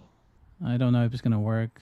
Either it doesn't work today, or today's not the day to make money. Today's not the day to make money. I'm not gonna be like, oh man, take that trade. But it's a 50-50 chance of where the market will go. What do I see, bro? What do I see? That's the question. I just think we can go to 712 area. I'm looking at it right now. The Stop 755 ESL. is the only area that it just needs to go because we would retest the 755 area. Because why would we leave a liquidity down there to retest? I don't know, man. I don't know. It's whatever for me. Buy stop NQ. Buy stop NQ. So it looks like we are holding this area on the looks of it. And I think the trade is not, it's going to be whack. Gonna whack me. Like, you're done, bro. You're done. Yeah. Buy or sweep ES. Buy stop NQ. So there's a lot of buy stop already. I don't know, man. I took that short because it's a good short.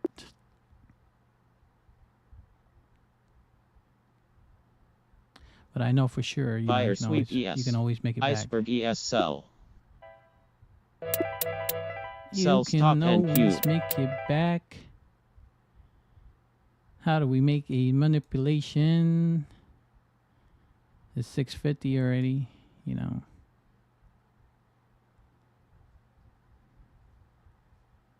We should just do a manipulation down move and just get it done already, man. Why we're not gonna get it done?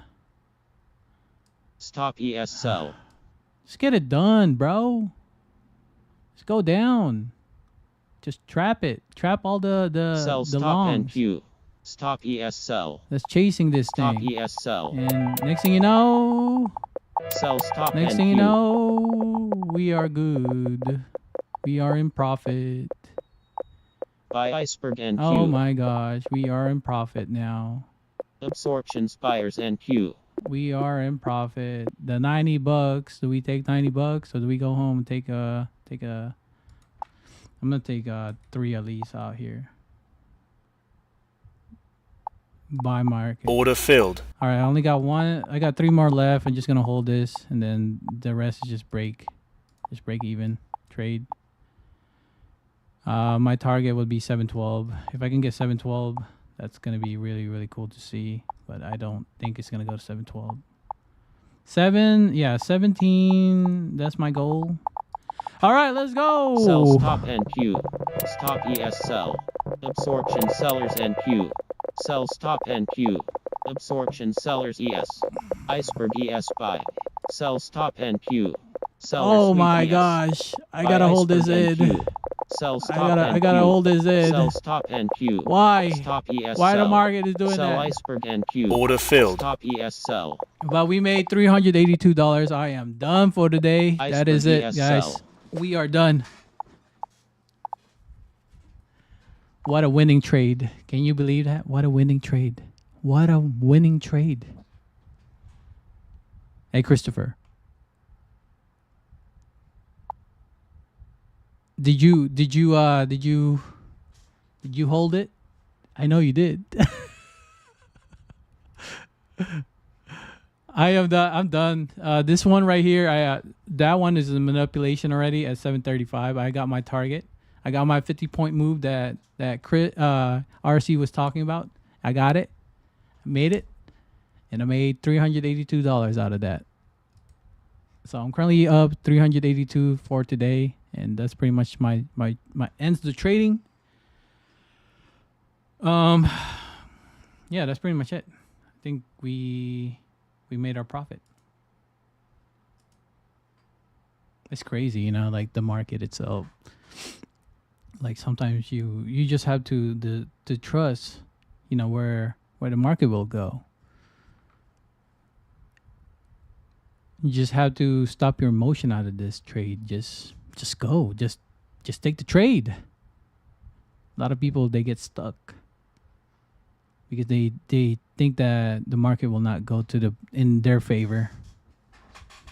And yes, I did take that short, and I think it's gonna go to 712, and then after that we're done. We're gonna go up. That's where people is gonna be fighting at 712. So yeah, that's what I think. There's gonna be another leg down, and we're gonna be like, what the heck did it just do? Buy iceberg NQ. Absorption sellers NQ. I want to take another trade, but at the same time, like, what am I doing? Sell stop NQ. What am I doing with my life?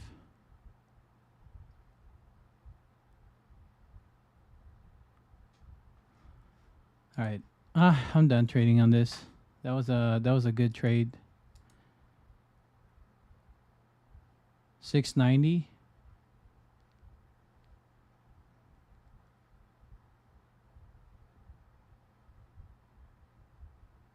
Yeah, I think also we can see 690. Definitely that's a target also, which is crazy. But I'm just aiming for at least 719. That's pretty much what I'm just aiming for. We already broke through the 745 area.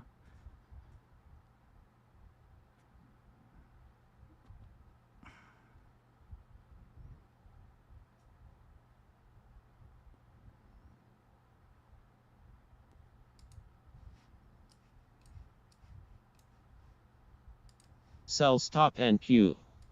Sell stop NQ.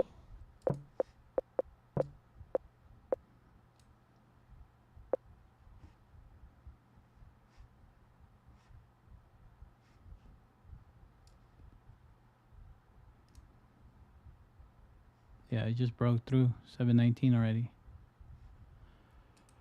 You guys gotta decide whether you guys want to take the profit out here. This is the turnaround right here. Watch, he's gonna do a turnaround. Watch, he's gonna do a turnaround on this. Watch, he's gonna do a turnaround. Seller sweep ES. Stop ES sell. Watch this, guys. It's gonna do a turnaround after this. Look at this. It already hit that 712 area that I told you guys about. And let's go see what's gonna do after this. Watch, is gonna do a turnaround. Watch. You know what? I might as well just go long. Order filled. I'm gonna go long. I'm gonna go test it out. If it works, it works. If it doesn't work, it doesn't work. But we will see.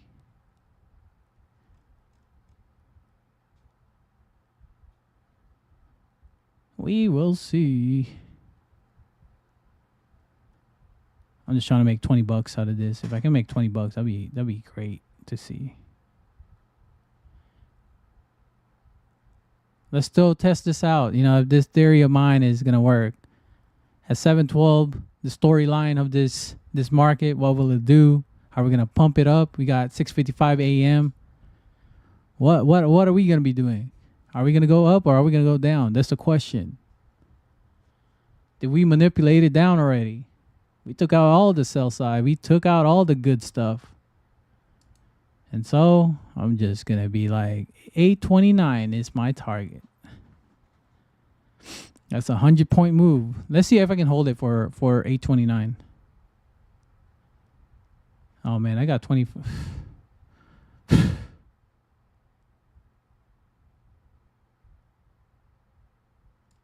All right, I'm just gonna take my 20 bucks and I'm done.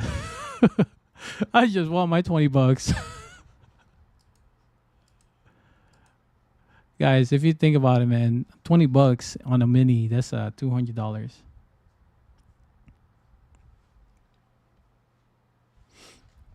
That's actually really, really Absorption cool. Spires and Q. You know, it's gonna turn around. It's gonna do its normal thing now. That was a manipulation down. So be ready to believe it, to believe the trade. 'Cause I do believe it. I do believe it.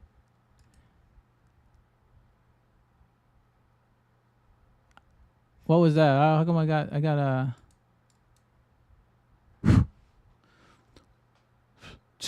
look at that, bro. Look at that. Am I crazy or what?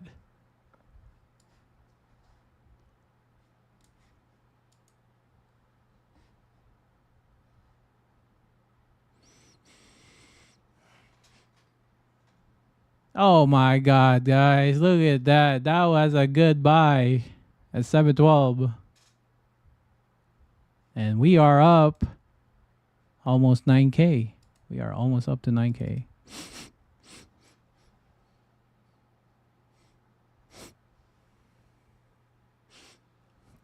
What is that smell? All right, I'm going to go meditate, bro. I got to go meditate. Because I'm done trading. All right, guys. So this is my last trade. But I do suspect that was the manipulation at 612. And then next thing you know, it's going to take out all the buy side liquidity. A lot of buy side liquidity at 850. There was a 850 buy side liquidity that never got taken out. So if you guys are holding this, go ahead. That's all on you. But I am done. I'm not going to try to. I made my profit today. My profit target was like $400, and if I made my $400, I am done. That's already a 3-to-1 trade, right? Or 4-to-1. I'm risking $100 every day. I gotta stay disciplined with that. I don't care if I took too many trades. I was just aiming for my target, and it already gave me. And look at that. It's going up. It's going up, right? So if you haven't taken any profit, that's on that short, you are gonna be squeezed with a lot of forces out there. I don't know. That's just my take.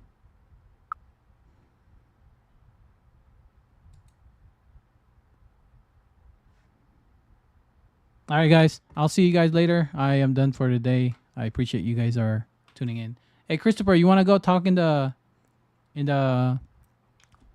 Discord? Or are you still watching?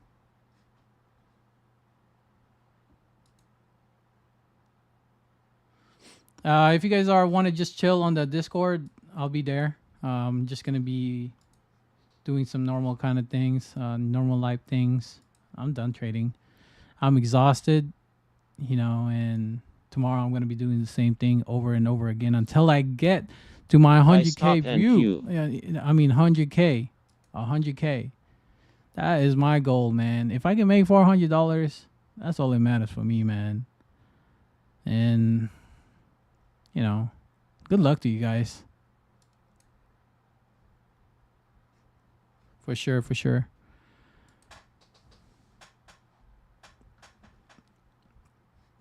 Should have took that trade, trading journeys at 40s at 612. You can't be scared, man. You know where the risk is going to be at. You're going to be risking it at around this area right here if you took one micro.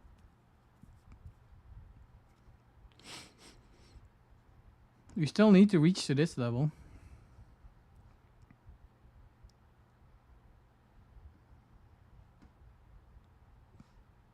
Especially we already, traded at 186 points, right?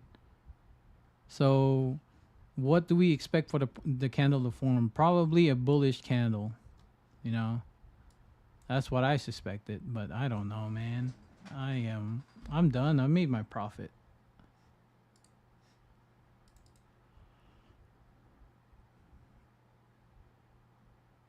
No, you traded minis? Nice, nice. As long as you can handle the risk, man. You're not going to blow up your account. That's all that matters.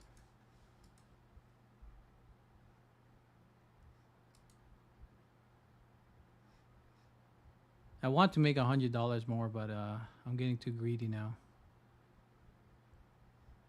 So I can hit that $3,000 mark. I doubt it's gonna happen. You know, sometimes when you're hopeful with all the things, you're gonna be not making it. That's why I'm like trying to avoid.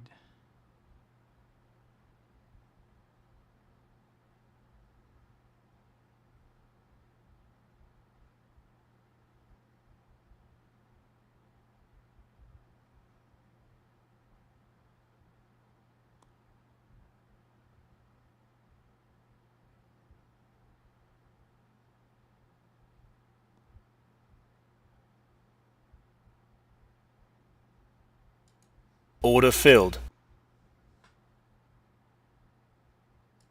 Order Alright, filled. I made my 100. Okay, I'm done. I made my $100. I took that 1 mini trade. I was the beautiful breakout pattern, whatever you call it. Just take it out. Made my 100, what I wished for, and it made it.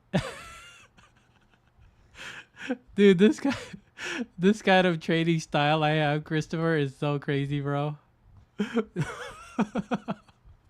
I don't know why it keeps working. Just scalping the snap out of it, like with the pattern. It's just crazy, bro. Okay, well, I gotta get going. I gotta turn off this light because the room smells like something. I don't know what it smells like, but I'm gonna go turn out my lights. I gotta go do some things, man. I can't trade no more. I'm done.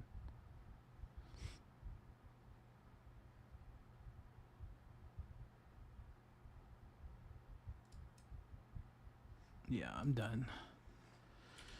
I took out my screen, man, and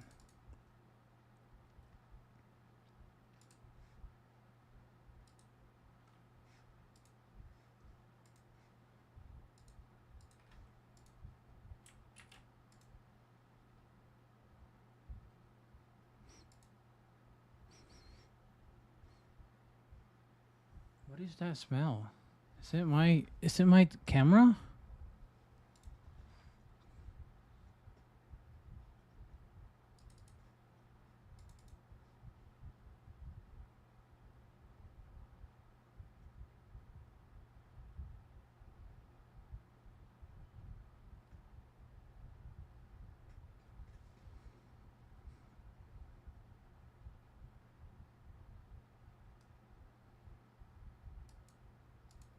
All right, I'm done this. I don't want to keep looking at it. Do I have any open trades just in case I don't be like, oh man, you got open trades?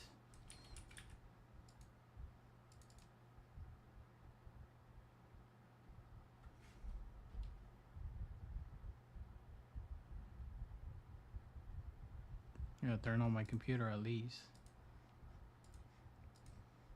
All right, I'm gonna go turn on my computer. I don't know what the heck is that smell.